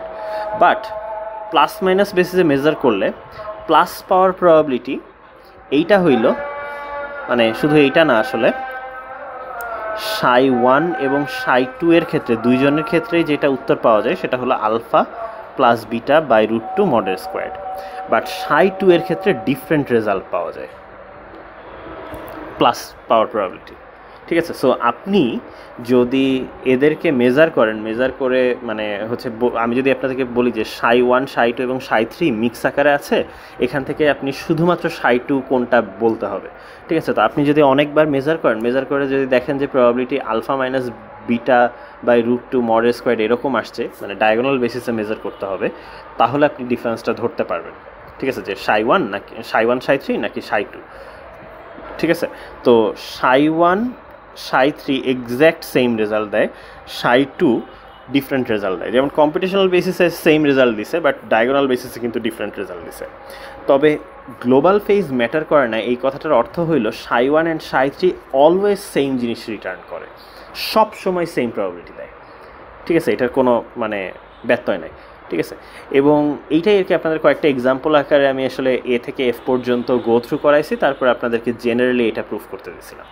তো এইটা আসলে এত ইজি ছিল, কিন্তু এটা পারেন নাই অনেকে, মানে মেজরিটি মানুষজনই আসলে পারেন নাই। তো আসলে ওইটা একটু ডিসকাস করে দিই। দেখেন মানে আমি এখানে বলছি সাই একটা স্টেট, যে কোনো আরবিট্রারি স্টেট হইতে পারে, এবং এটা আমি জাস্ট কিউবিটের মধ্যেই সীমাবদ্ধ রাখতেছি না, এটা হয়তো 5 ডিমেনশনাল একটা হিলবার্ট স্পেসের একটা এলিমেন্টও হইতে পারে, সমস্যা নেই। ঠিক আছে, এবং সাই প্রাইম হলো বেসিক্যালি একটা গ্লোবাল ফেজ অ্যাড করে দাও, মানে এদের মধ্যে পার্থক্য শুধু গ্লোবাল ফেজ, আর কিছুই না। তো আমি বললাম এদেরকে আমি একটা অর্থোগোনাল বেসিসে মেজার করতেছি, অর্থনর্মাল বেসিসে মেজার করতেছি, এবং বললাম what is the probability of getting eta. তো এখন শুধু এটা বললে তো বুঝতে পারবেন না কোন স্টেটের কথা বলছি। ধরেন আমার কাছে এই কিউবিটা একটা আছে, এই কিউবিটা আরেকটা আছে, তো আমি সাই স্টেটের পাওয়ার প্রবাবিলিটি কত সেটা বের করতে চাচ্ছি। তো দেন ইট ইজ জাস্ট ইটা সাই, এটা মড স্কোয়ার এইটুকুই। আর আমি যদি এখন বলি যে সাই প্রাইম কিউবিকটাকে মেজার করতেছি, তাহলে সেটা দেখতে হবে এরকম। ঠিক আছে, তো এখন সাই প্রাইমের ভ্যালু জানেন আপনি, e to the power i phi times psi. So আমরা জাস্ট এখানে e to the power i phi psi এটা দিয়েছি। তো এখন e to the power i phi একটা জাস্ট নাম্বার, সো এটাকে আপনি বাইরে বের করে নিয়ে আসতে পারবেন। E to the power i phi into eta, sorry eta psi. Remember this is not psi prime anymore, কারণ আপনি সাইয়ের প্রাইমের ভ্যালু অলরেডি বসাই দিয়েছেন। ঠিক আছে, তো এখন এগেইন সামথিং ইন্টু সামথিং, দুইটা কমপ্লেক্স নাম্বার আছে, আমি যদি এটাকে আলাদা করে ফেলি, e to the power i phi mod square into eta psi mod square. এখন এইটা e to the power i phi, এইটার মডুলাস সবসময় 1। ঠিক আছে, কারণ যে cos phi plus i sine phi ওইভাবে করে ভেঙে দেখতে পারেন, but you can always just remember যে পোলার ফরম্যাট হচ্ছে আর ই to the power I theta আকারে লেখা হয়, তো আর এর ভ্যালু এখানে 1। ঠিক আছে, সো 1 ইন্টু এই পার্টটা আসলে probability of eta psi. So this just gives you সাইকে যদি আমরা মেজার করতাম এবং ইটা পাওয়ার যে প্রবাবিলিটি এক্স্যাক্টলি সেম প্রবাবিলিটি পাওয়া যায় এটা। তো তার মানে দাঁড়াচ্ছে যে এটা সাই এবং সাই প্রাইম আপনি যেই বেসিসেই মেজার করেন না কেন সবসময় সেম এক্স্যাক্ট প্রবাবিলিটি দেবে। That is exactly why global phase কখনোই অবজার্ভ করা যায় না। ঠিক আছে, সো সাই ওয়ান এবং সাই থ্রি, আমি যদি আপনাকে বলি যে আমার কাছে আপনাকে আমি একটা কিউবিট দিচ্ছি সাই ওয়ান আর একটা কিউবিট দিচ্ছি সাই থ্রি, অথবা জেনারেলি যেটা বলতেছে যে আপনাকে একটা কিউবিট দিলাম সাই আর একটা কিউবিট দিলাম সাই প্রাইম, আপনি পার্থক্য করে দেন। আপনাকে যত কিউবিট লাগে সাই প্রাইমের যত কপি লাগে আমি দিব, আপনার সাইয়ের যত কপি লাগে আপনাকে দিব, আপনি স্ট্যাটিস্টিক্স দেখে আমাকে বলবেন। আপনি আসলে জীবনেও বলতে পারবেন না, পার্থক্যই করা পসিবল না। ঠিক আছে, সো গ্লোবাল ফেজ ম্যাটার করে না, কারণ আসলে ফিজিক্যালি এদের কোনো সিগনিফিকেন্স নাই। এখানে সাই 1 এবং সাই 2 এর ক্ষেত্রে যদি আমি সেম কথাটা বলতাম, আপনি এদের মধ্যে পার্থক্য করে দিতে পারতেন, কারণ আপনি যখন দেখতেন যে ডায়াগোনাল বেসিসে মেজার করলে প্রবাবিলিটি ডিফারেন্ট, তখন আপনি বুঝে ফেলতে পারতেন যে আচ্ছা দুইটা আলাদা জিনিস।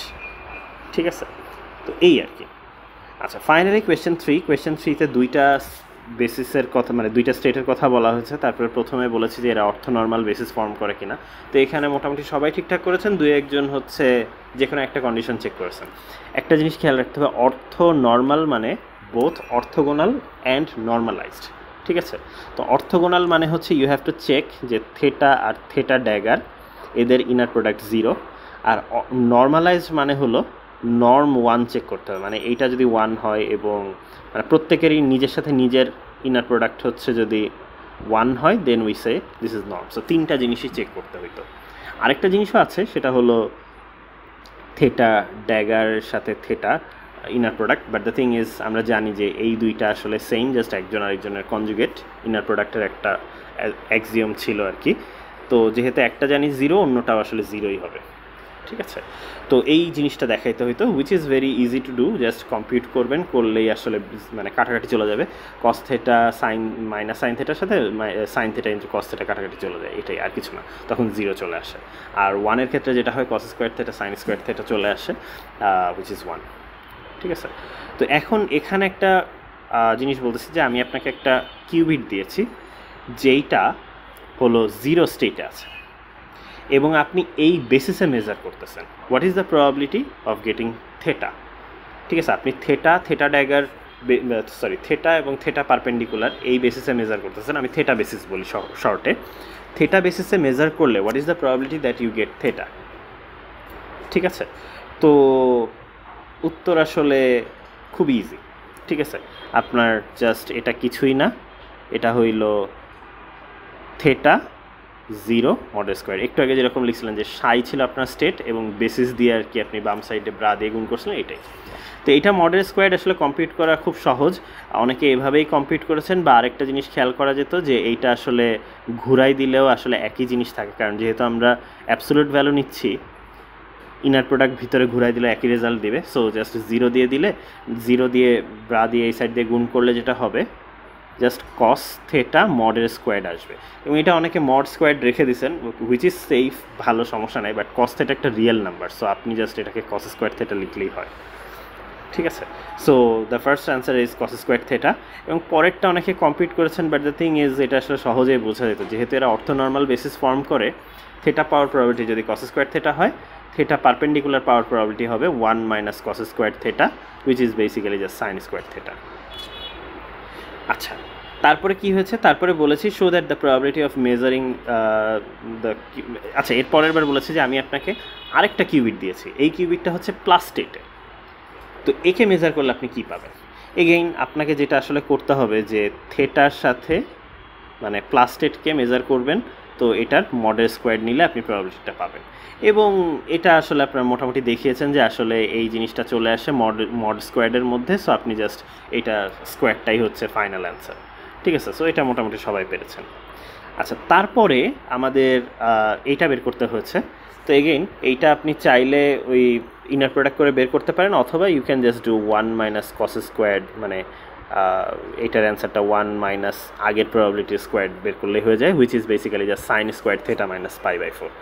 ঠিক আছে, সো এইটার অ্যান্সার হচ্ছে sine square theta minus π/4। Again আমি অ্যান্সার সবগুলো সুন্দর করে দিয়েই দিব, সলিউশন শিট দিয়ে দিচ্ছি, but the thing is this is how I expected you to solve it. So just হ্যাঁ, মানে খুবই ছিল, সিম্পল ছিল 1 থেকে বিয়োগ করা। আচ্ছা, ইনফ্যাক্ট এটা আমি পরীক্ষার হলে হিন্টও দিয়েছিলাম যে এটা কিন্তু এত কষ্ট করে বের করা লাগে না। নাম্বার একটাতে 2 মার্কস দিয়েছে আর একটাতে 1 মার্কস দিয়েছি, কম দিয়েছিলাম এটার কারণে। আচ্ছা, তারপরে হলো এরপরে আমি একটা কোয়েশ্চেন করেছি যে if I tell you that I am giving a qubit that is either 0 state or plus state, মানে এরপরে আমি আপনার সাথে এখন একটা গেম খেলতে চাচ্ছি। গেমটা হইলো আমি আপনাকে একটা কিউবিট দিব, আমি জানি ওইটা 0 স্টেট নাকি প্লাস স্টেট। ঠিক আছে, যে কোনো একটা মানে আমি কয়েন টস করে আপনাকে দিয়ে দেবো বা সামথিং, ঠিক আছে, হোয়াট এভার। তো আপনি তো জানেন না, আপনি অবজার্ভ করে বা মেজারমেন্ট করে আমাকে বলবেন যে আসলে 0 স্টেট দিয়েছি নাকি প্লাস স্টেট দিয়েছি। তো এইটা আপনি সার্টেনিটির সাথে বলতে পারেন কিনা। তো এটা মোটামুটি সবাই আসলে হচ্ছে যে অ্যান্সার করতে পেরেছেন দু একজন ছাড়া, যে হ্যাঁ এটা আসলে করা যাবে না। ঠিক আছে, এক একজন এক এক রকম রিজনিং দিয়েছেন, তো আমি একটা ক্লিয়ার রিজনিং দিই। দেখেন, সেম গেমটা যদি আমি আপনার সাথে এভাবে খেলতাম, আপনাকে আমি একটা কিউবিট দিচ্ছি, সেটা আইদার জিরো স্টেট অথবা ওয়ান স্টেট, আপনি পার্থক্য করতে পারবেন কীভাবে? ঠিক আছে, সো ফর এক্সাম্পল আপনি চিন্তা করতে পারেন যে একটা হরাইজন্টালি পোলারাইজড ফোটন দিয়েছি অথবা একটা ভার্টিক্যালি পোলারাইজড ফোটন দিয়েছি, আপনি আলাদা করবেন কীভাবে? আপনি বলবেন যে আচ্ছা আমি একটা সামনে জাস্ট পোলারাইজিং ফিল্টার ধরবো, ধরেন কথার কথা ভার্টিক্যালি পোলারাইজ ফিল্টার ধরলাম, তো যদি দেখি যে ফোটনটা পাস করে গেছে, তাহলে বলবো যে হ্যাঁ ওটা আমাকে যে কিউবিটটা দিয়েছিলেন ওইটা হইল ভার্টিক্যালি পোলারাইজ লাইট। আর যদি হরাইজন্টালি পোলারাইজ লাইট দেওয়া হয় তাহলে ওটা অ্যাবজর্বড হয়ে যাবে 100% অফ দ্য টাইম। সো এভাবে আলাদা করতে পারবেন। সো বেসিক্যালি আপনি 0-1 বেসিসে যদি মেজারমেন্ট করেন তাইলে আপনি উইথ সার্টেইনটি আমাকে বলে দিতে পারবেন যে হ্যাঁ এটা হচ্ছে জিরো স্টেট নাকি ওয়ান স্টেট কিউবিট।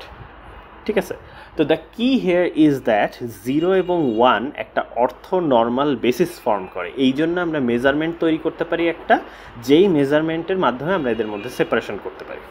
কিন্তু আমার এই কোয়েশ্চেনের গেমটা হচ্ছে 0 এবং প্লাস স্টেটকে নিয়ে, এবং 0 আর প্লাস স্টেট তো অর্থগোনাল না, এরা নর্মালাইজড বাট এরা অর্থগোনাল না, so they do not form an orthonormal basis. And that means আমি যদি এদেরকে নিয়ে আলাদা করতে, মানে আমি যদি আপনাকে বলি যে এটা আইদার জিরো স্টেট অথবা plus state, so for example zero state মানে তো আপনাকে আমি একটা কিউবিট দিলাম যেটা হরাইজন্টালি পোলারাইজড অথবা ডায়াগোনালি পোলারাইজড, এদের মধ্যে আলাদা করবেন কীভাবে? আপনি যদি এখানে একটা ভার্টিক্যাল ফিল্টার দেন, ঠিক আছে, তাহলে হরাইজন্টাল পোলারাইজড ফিল্টার সবসময় আটকে যাবে, আর এই ডায়াগোনালি পোলারাইজড ফিল্টারটা কখনো আটকে যাবে, কখনো হচ্ছে পাস করে চলে যাবে। তো যদি আটকে যায় তাহলে আপনি কি বলবেন? এইটা বলবেন নাকি এইটা বলবেন? ঠিক আছে, যদি পাস করে যায় তাহলে তো আমি বুঝলাম যে আচ্ছা হ্যাঁ এটা পাস করার কোনো প্রবাবিলিটিই নাই, সো এইটা না, অবশ্যই এইটা। কিন্তু যদি পাস না করতে পারে, ভার্টিক্যাল ফিল্টার পাস না করতে পারে, তাহলে তো এইটাও হইতে পারে, এইটাও হইতে পারে, রাইট? কলাপস করে এটা যদি হরাইজন্টালে পড়ে তখন সে পাস করবে না, আর যদি ভার্টিক্যালে পড়ে তখন পাস করবে। সো এইটার জন্য আমি সার্টেইনটির সাথে 100% কনফিডেন্সের সাথে আপনি আমাকে অ্যান্সার দিতে পারবেন না যে আচ্ছা এটা আসলে জিরো স্টেট বা এটা আসলে প্লাস স্টেট, এই উত্তরটা আপনি আমাকে দিতে পারবেন না, কারণ মানে মেজারমেন্ট, এরকম কোনো মেজারমেন্ট বেসিস তৈরি করা সম্ভবই না, কারণ এরা অর্থগোনাল না। তো এখন প্রশ্ন হচ্ছে আচ্ছা ঠিক আছে আমি পারলাম না, সার্টেইনটি মানে 100% অফ দ্য টাইম আপনি আমাকে কনফিডেন্সের সাথে বলতে পারবেন না যে আমি শিওর যে এটা জিরো স্টেট বা প্লাস স্টেট, বাট আমি যদি আপনার সাথে এই গেমটা খেলি, অনেকবার খেলি, আপনার আসলে চান্স কতটুকু জেতার, আপনি সঠিক বলার চান্স আসলে কতটুকু? ঠিক আছে, তো এইখানে আসলে পরের কোয়েশ্চেনটা সেটাই ছিল। তো এইখানে গেমটা ছিল এরকম যে আমি আপনাকে জিরো স্টেট দিব অথবা প্লাস স্টেট দিব, ঠিক আছে, এবং আপনি যদি সঠিক গেস করতে পারেন তাহলে আপনাকে আমি 1 পয়েন্ট দিব, আর মানে আপনি 1 পয়েন্ট পাবেন, আর যদি ভুল করেন তাহলে আপনি 1 পয়েন্ট হারাবেন। ঠিক আছে, তো এই হচ্ছে গেম। তো এখন আপনি যেটা করলেন সেটা হলো ধরেন আপনার মানে স্ট্র্যাটেজিটা হচ্ছে আপনি এই থেটা বেসিস এবং থেটা ড্যাগার বেসিস নিয়ে কাজ করবেন। আমি খুব ইন্টারেস্টিংলি থেটা এবং থেটা ড্যাগার বেসিসটা তৈরি করেছি, সরি থেটা পারপেন্ডিকুলার বেসিসটা তৈরি করেছি। থেটা বেসিসটার মেইন রিজন হচ্ছে দেখেন, আপনি যদি থেটার ভ্যালু 0 নেন, 0 ডিগ্রি নেন, দেন এইটা জাস্ট কিছুই না, 0-1 বেসিসে মেজারমেন্ট হয়ে যায়। এটা যদি 0 ডিগ্রি হয়, এটা যদি 0 ডিগ্রি হয়, এটা যদি 0 ডিগ্রি হয়, এটা যদি 0 ডিগ্রি হয়, খেয়াল করে দেখেন এটা জাস্ট 1, আর এইটুকু বাদ হয়ে যাবে, এটাও বাদ হয়ে যাবে, সো এটা 0-1 বেসিস মেজারমেন্ট হয়ে যাবে। আবার আপনি যদি থেটার ভ্যালু 45 ডিগ্রি নেন, ঠিক আছে, 45 ডিগ্রি নিলে দেখবেন একটা প্লাস স্টেট আসে আর একটা মাইনাস স্টেট আসে, তার মানে একটা ডায়াগোনাল বেসিস হয়ে যাবে। এবং আপনি নিজের ইচ্ছা মতো বিভিন্ন ডিগ্রিতে নিয়ে আপনি আসলে কি বলে বিভিন্ন বেসিসে মেজারমেন্ট করতে পারবেন। ঠিক আছে, তো আমি এখানে থেটা রাখছি অ্যাজ এ প্যারামিটার। ঠিক আছে, আপনি থেটাটা নিজের ইচ্ছা মতো হয়তো চুজ করতে পারেন, ওটা আমি এখনও বলি নাই আর কি, আপনাকে থেটা আকারেই রেখে দিছি। ঠিক আছে, আপনাকে লাস্টে বলছিলাম যে ম্যাক্সিমাম কখন কোন থেটা চয়েস করলে করা যাবে, তো ওইটা আপাতত বাদ দেন। তো আপনাকে আমি বলেই দিছি যে এই হলো থেটা, অ্যাঙ্গেল হলো থেটা। সো আপনার যে পোলারাইজিং ফিল্টারটা আছে আপনি ওটাকে থেটা অ্যাঙ্গেলে রাখেন। ঠিক আছে, তো এভাবে মেজারমেন্ট করেন। তো এখন আপনার স্ট্র্যাটেজিটা হবে, আমি আপনাকে যে কিউবিটটা দিব সাই, আপনি এটাকে মেজার করবেন। মেজার করে যদি থেটা আসে আপনি বলবেন 0, যদি থেটা পারপেন্ডিকুলার আসে আপনি বলবেন প্লাস। ঠিক আছে, এইটাই আপনার স্ট্র্যাটেজি। রিমেম্বার, আপনি সবসময় জিততে পারবেন না, ঠিক আছে? So all I am asking is আপনি সঠিক বলার প্রবাবিলিটি কত, ঠিক আছে?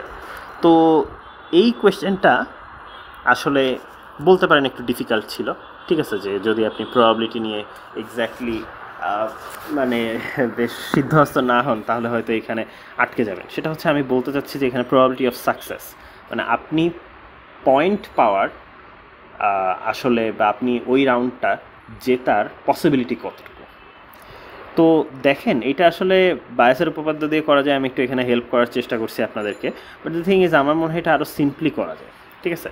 দেখেন, আপনি যদি সাই স্টেটকে নিয়ে কাজ করেন এবং সেটা যদি থেটা বেসিসে মেজার করেন, so you either get theta or, আচ্ছা আমি প্রবাবিলিটি ট্রি আঁকাই, you either get theta or theta perpendicular, right?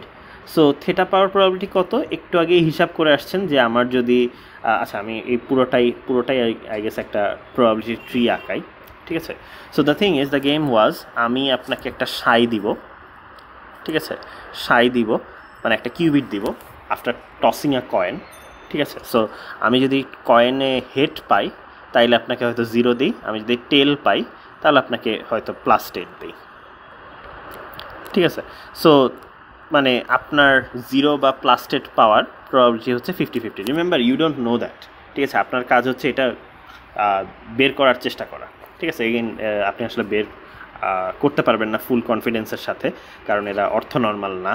But you can do some, you can follow some strategy. আপনার স্ট্র্যাটেজিটা কতটুকু ভালো আমরা সেটা দেখার চেষ্টা করি।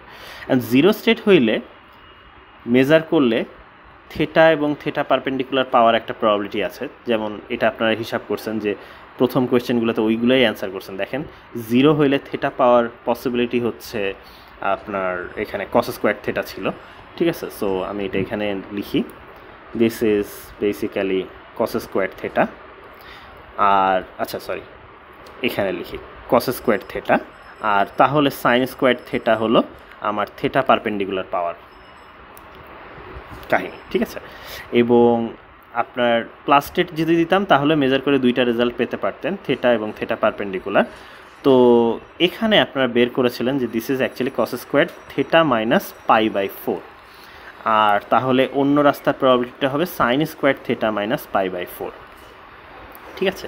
এবং আপনার স্ট্র্যাটেজিটা ছিল যদি থেটা হয় আপনি শুধু জাস্ট নর্মালি বলবেন 0, আর যদি থেটা পারপেন্ডিকুলার হয় তাহলে বলবেন প্লাস। এই স্ট্র্যাটেজিটা আমি আপনাকে লিখেই দিয়েছি যে মেজার করে আপনি যদি থেটা পান তাহলে বলবেন 0, থেটা পারপেন্ডিকুলার পাইলে বলবেন প্লাস। আপনি সামটাইমস কারেক্ট হবেন, সামটাইমস ইউ উইল গেট মানে ইউ উইল বি রং, ঠিক আছে? তো আমি অ্যাটলিস্ট লিখি যে আসলে কি বলতেছেন আপনি, ঠিক আছে? তো দেখেন, এখানে আপনি অ্যাকচুয়ালি থেটা মানে 0 দিয়েছিলেন এবং 0 বলতেছেন ফাইনালি, ঠিক আছে?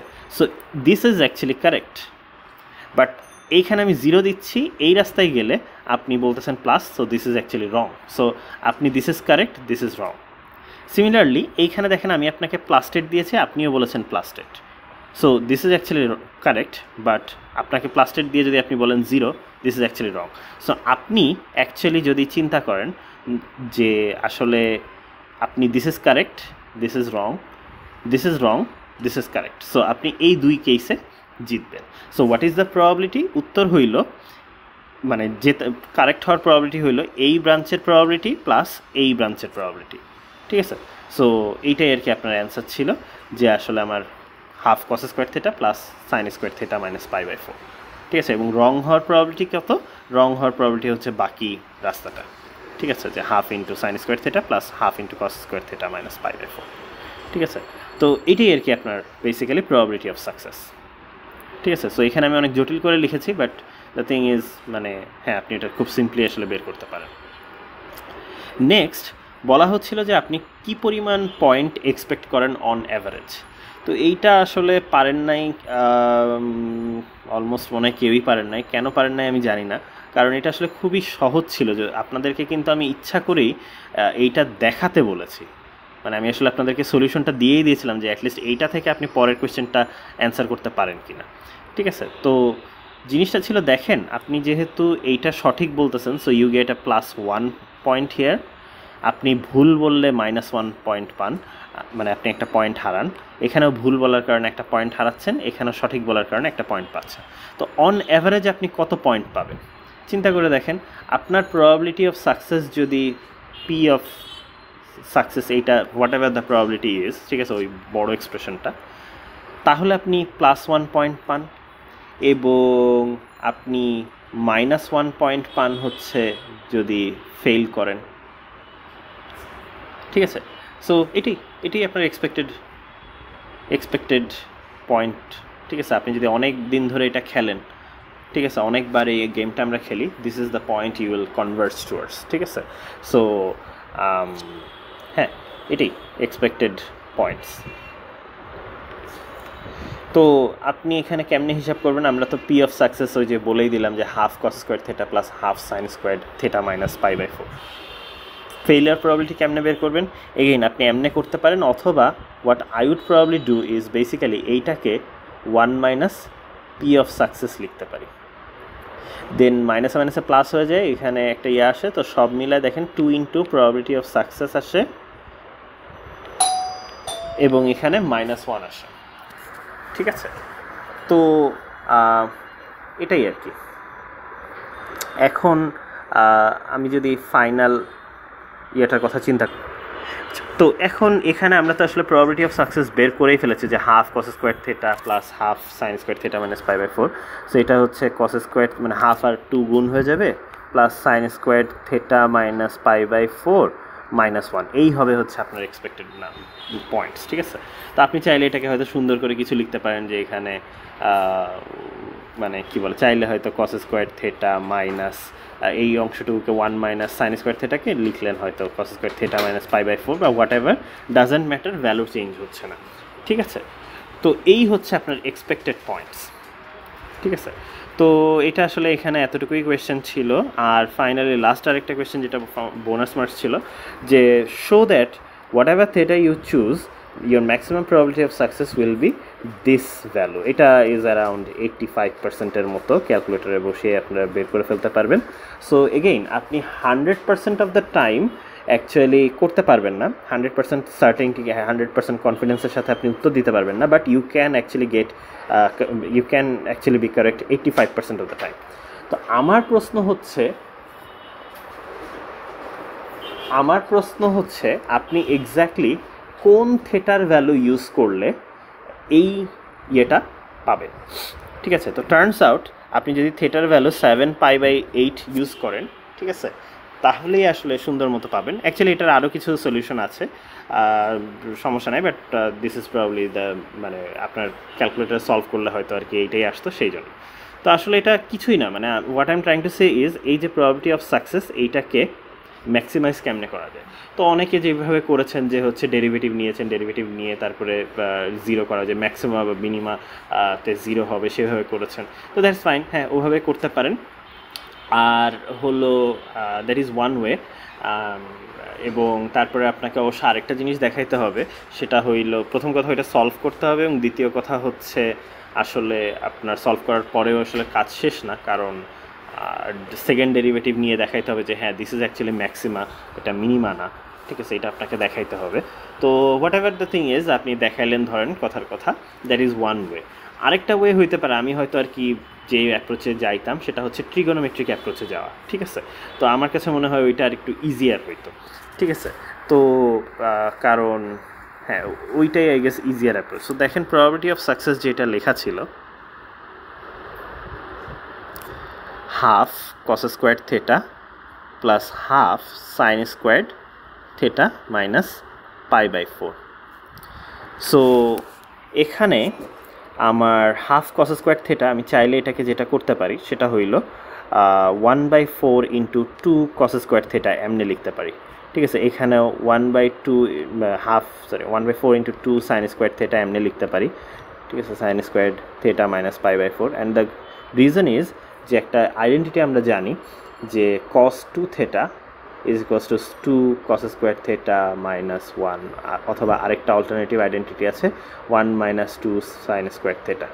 ঠিক আছে, তো এই আইডেন্টিটিটা ইউজ করলে আমরা 2 cos স্কোয়ার থেটাকে লিখতে পারি 1 plus cos 2 theta, so 1/4 1 plus cos 2 theta হয়ে গেল এখানে। আচ্ছা, প্লাস 1/4 এখানে 2 সাইন স্কোয়ার থেটার জায়গায় হচ্ছে, এটাকে যদি আপনি লেফট সাইডে আনেন তাহলে দেখেন 1 মাইনাস cos 2 থেটা আসে। সো 1 মাইনাস cos এর ভিতরে যা আছে এগুলাকে 2 দিয়ে গুণ হবে। তো অনেকেই এটা করেছে কিন্তু একটা ছোট্ট ভুল করেছেন, সেটা হচ্ছে যে 2 থেটা লিখেছেন কিন্তু এই π/4কে আর 2 দিয়ে গুণ করতে মনে নাই, সো দিস বিকামস π/2। ঠিক আছে, সো এত দূরে আর কি অনেকে এসছেন, which was unexpected to be honest, মানে আমি আসলে পুরোটা করাটা আসলে এক্সপেক্ট করি নাই এখানে। ঠিক আছে, তো এখানে 1/4 প্লাস 1/4 cos 2 থেটা আছে, প্লাস এখানে একটা 1/4 মাইনাস 1/4 cos 2 থেটা মাইনাস π/2 আছে। ঠিক আছে, তো তারপরে কি করা যায়, আমি চাইলে 1/4 1/4কে যোগ করে হাফ বানাতে পারি, প্লাস 1/4 কমন নিয়ে cos 2 theta plus cos 2 theta minus π/2 এমন করতে পারি। তো এরপরে আমি যেটা করতে চাই সেটা হলো, ধরেন cos a plus cos b এর একটা ফর্মুলা আমরা ছোটোবেলায় শিখেছি, তো ওই ফর্মুলাটা অ্যাপ্লাই করতে চাই। ঠিক আছে, তো অ্যাকচুয়ালি এই ফর্মুলাটা আমার নিজেরই আসলে মনে থাকে না, তো আমি সবসময় যেটা করি যে আমার একটা ফর্মুলা মনে থাকে যে মানে দের আর other ways you can approach this, যেমন কমপ্লেক্স নাম্বার দিয়ে এটা আসলে বেশ ইজিলি করা যায়। বাট আমি যেটা করি যে cos a প্লাস b এর ফর্মুলাটা মনে থাকে আমার, cos a cos b আর মাইনাস সাইন এ সাইন বি। কসের ক্ষেত্রে এটা উল্টা ছিল, প্লাসের মধ্যে এখানে মাইনাস ছিল, আর এখানে cos a মাইনাস বি হইল কি বলে আমাদের হলো cos a cos b plus sine A sine b. আমি আর লিখলাম না পুরোটা, তো দুটোকে যদি যোগ করি তাহলে cos a প্লাস বি এর সাথে cos a মাইনাস বি বাম সাইডে আসে, আর এখানে 2 cos a cos b আসে। এখন ফর্মুলায় তো আসলে ডান সাইডে cos a cos b গুণ আকারে আসলো, বাট দ্য থিং ইজ আমরা আসলে লেফট সাইডে তাকাবো। আমি a প্লাস বিকে যদি c নাম দেই আর a মাইনাস বিকে যদি d নাম দেই, তাহলে যেটা হয় cos c plus cos d সমান সমান আসে 2 cos a। এখন c আর d এর মাধ্যমে a কে কেমনে লিখতে পারি, দেখেন c প্লাস d যদি করি তাহলে টোয়াইস a আসে, তাহলে c plus d by 2 into cos c minus d by 2। ঠিক আছে, তো আমরা এখন চাইলে আর কি এই সাইডটাকে এইভাবে লিখতে পারি, সো হাফ ইন্টু 1/4 ইন্টু ধরেন 2 ইন্টু cos। আচ্ছা, আমি আসলে এতক্ষণ ধরে যা করতেছে আরেকটা ইজিয়ার ওয়ে ছিল, আই ফরগট অ্যাবাউট দ্যাট। ঠিক আছে, তো যাই হোক আছে, করে ফেলতেছি, করি। 2 থেটা প্লাস 2 থেটা মাইনাস π/2, মানে এই অ্যাঙ্গেলটা প্লাস এই অ্যাঙ্গেলটা ডিভাইডেড বাই 2, এবং cos 2 theta minus 2 theta plus π/2 মানে ডিভাইডেড বাই 2, এই অ্যাঙ্গেল মাইনাস এই অ্যাঙ্গেল। তো এটা যদি করি তাহলে যেটা আসে, এটা এখানে 2 থেটা কাটাকাটি চলে যায় এবং এখানে cos π/2 ডিভাইডেড বাই 2 আসে, হুইচ মিনস দিস বিকামস আচ্ছা ঠিক আছে 1/4 ইন্টু 2 থাকলো, আর এখানে হচ্ছে cos π/4, cos π/4 মানে হচ্ছে cos 45 degree, which is 1/√2 into এখানে হচ্ছে নিচে আবার বাই 2 দিয়ে ভাগ আছে, তো সো এখানে 4 থেটা বাই 2 আসবে, so this still becomes 2 theta minus π/4 আসে এই। সো এখানে একটু কাটাকাটি করা যায়, করে ফেলি, so this becomes 1/2 plus 1/2√2 into cos 2 theta minus π/4। তো দ্য পয়েন্ট ইজ আমি আসলে ওই প্রবাবিলিটি অফ সাকসেসকে ঘুরায় পেঁচায় আমি এইভাবে লিখলাম। ঠিক আছে, আমি আপনাদেরকে এটাও প্রুফ করতে দিতে পারতাম, but I think this was more difficult, যে যদি আপনাদেরকে ডিরেক্টলি এটা প্রুফ করতে দিই। তো আইদার ওয়ে এখন আমি বলতে পারি যে আচ্ছা আমার আসলে ইয়েটা কত, কি বলে ম্যাক্সিমামটা কত। এখন এইটার ভ্যালুর ম্যাক্সিমাম আসলে কখন হবে, আমি থেটার বিভিন্ন ভ্যালু নিতে পারি, এবং থেটার বিভিন্ন ভ্যালু নিয়ে there is a definite theta যেটার জন্য আমি এইটার ভ্যালু 1 পাই। ঠিক আছে, সো আমি যদি ওরকম কোনো থেটার ভ্যালু পাই তাহলে ম্যাক্সিমাম হবে, so maximum probability of success হবে হচ্ছে 1/2 প্লাস 1/2 রুট 2 ইন্টু 1, কারণ কস থেটার ভ্যালু ম্যাক্সিমাম 1 হইতে পারে। So this becomes your final answer, যে আমি যদি এটাকে 2 রুট 2 দিয়ে লসাগু করি, সো উপরে রুট 2 আসে প্লাস 1 আসে, সো এটাকে ঘুরায় পেঁচায় লিখলে আর কি, ধরেন লসাগু করে লিখলে আপনার যেটা প্রুফ করতে বলা হয়েছে ওইটা চলে আসে। ঠিক আছে, so 1/1 plus root 2 divided by 2 root 2, এটাই। So which is around 85%। ঠিক আছে, তো ঠিক আছে, এখন বলতে পারেন যে আচ্ছা তাহলে স্যার আমি তো কাজ শেষ হইল না, কারণ আমাকে তো এইটার ভ্যালু দেখাইতে হবে। ঠিক আছে, সো এখন এইটার ভ্যালু কখন 1 হয়, দ্য থিং ইজ আমি যেই কারণে আসলে এখানে 7π/8 লিখেছিলাম, ঠিক আছে, সেটা হলো আপনি অন্য একটা প্রসেসে গেলে হয়তো এরকম হইতো যে 7π/8টাই আগে আসতো, but I think this is pretty natural, যে এখান থেকে দেখতে পাচ্ছেন যে this will be 1 when cos 0 degree এটা হয়। ঠিক আছে, সো 2θ মাইনাস π/4 ইকুয়ালস টু 0 আসে, অর ওই সাইডে নিয়ে গেলে 2θর ভ্যালু যখন π/4 আসে বা থেটার ভ্যালু যখন π/8 আসে। সো থেটার ভ্যালু π/8 আসলেও আসলে আপনি হচ্ছে কি বলে এখানে যদি বসায় দেন তাহলে cos 0 ভ্যালু চলে আসবে। সো π/8 ইজ ওয়ান সিনারিও যেখানে ম্যাক্সিমাম আসে। এবং আমি একটু এইটার ইন্টারেস্টিং ইয়াটা দেখাই। তো 7π/8 basically kind of pi minus এইটা, সো এবং কস আসলে সিমেট্রিক, তো অসুবিধা হয় না। 7π/8-এর ক্ষেত্রেও দেখবেন যে ম্যাক্সিমামই আসবে। ঠিক আছে, তো এইটার আমি একটু ফিজিক্যাল সিগনিফিকেন্স দিই। দেখেন, আপনাকে আমি যে প্রবলেমটা দিয়েছিলাম সেটা হলো 0 আর +8-এর মধ্যে আপনাকে ডিফারেন্সিয়েট করতে হবে, যেটার হয়তো মানে আমি বলতেছিলাম যে এটা হরাইজন্টাল অথবা হচ্ছে ডায়াগোনাল, মানে 45 ডিগ্রি অ্যাঙ্গেলে আসবে আর কি আপনার পোলারাইজড লাইটটা, এদের মধ্যে পার্থক্য করতে হবে। তো the best case scenario is actually π/8 মানে হলো 22.5 ডিগ্রি। ঠিক আছে, π/4 হচ্ছে 45 ডিগ্রি। তো আপনার আসলে পোলারাইজারটা ধরা লাগবে এক্স্যাক্টলি 22.5 ডিগ্রিতে। ঠিক আছে, তাহলে আপনার বেস্ট কেস সিনারিও, মানে ধরেন ঠিক দুইটার মিডিলে যদি ধরেন তাইলে হচ্ছে আপনি পাবেন। সো আমি যদি কাইন্ড অফ মানে বলি যে ঠিক এই বরাবর আর কি, আপনি যদি পোলারাইজারটাকে রাখেন, পোলারাইজারকে অ্যালাইন করেন, তাহলে হবে।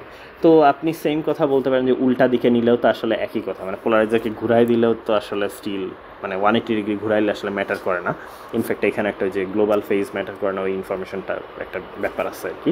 ঠিক আছে, তো যাই হোক, মানে আপনি হয়তো ফিজিক্যালি দেখতে পাচ্ছেন যে এই ডিভাইসটাকে যদি আমি 180 ডিগ্রি ঘুরাই দিই তাহলে আসলে এই লাইনটা এই লাইন বরাবরই থাকে। So this is completely fine, একই জিনিস থাকে। সো 22.5 ডিগ্রি মানে ধরেন π/8 রেডিয়ান অথবা 7π/8 রেডিয়ান, দুইটা আসলে একই জিনিস। কি বলে আপনার বেসিক্যালি, আচ্ছা 7π/8 বলছিলাম না, কত বলছিলাম, হ্যাঁ। সো দুইটার ক্ষেত্রে আসলে আপনি হয়তো ম্যাক্সিমামটাই পাবেন, এটাই। ঠিক আছে, তো হ্যাঁ এটাই। আচ্ছা, I may also be wrong, আমি জানি না আমি এখানে ক্যালকুলেশন করার সময় কী করছিলাম। দিস মাইট বি আ টাইপও, আমি হয়তো π/8ও বুঝাইতে পারি। ঠিক আছে, তো either way this is the maximum case scenario আর কি, 1 + √2/2 √2। তো আসলে কেউ এটাকে প্রুভ করতে পারে না যে এটা maximum, but which was difficult. ঠিক আছে, বাট আদার দ্যান দ্যাট অন্যান্য কোয়েশ্চেন যেগুলো ছিল আপনাদের বোনাস মার্কস বাদে, সেইগুলো আর কি এক্সপেক্টেড ছিল যে আপনারা পারবেন। তো হোপফুলি আপনাদের এই সলিউশনটার মাধ্যমে আপনাদের এই ইস্যুগুলোকে রিজলভ করে ফেলতে পারবেন। ঠিক আছে, ওকে, তো ঠিক আছে, থ্যাংক ইউ।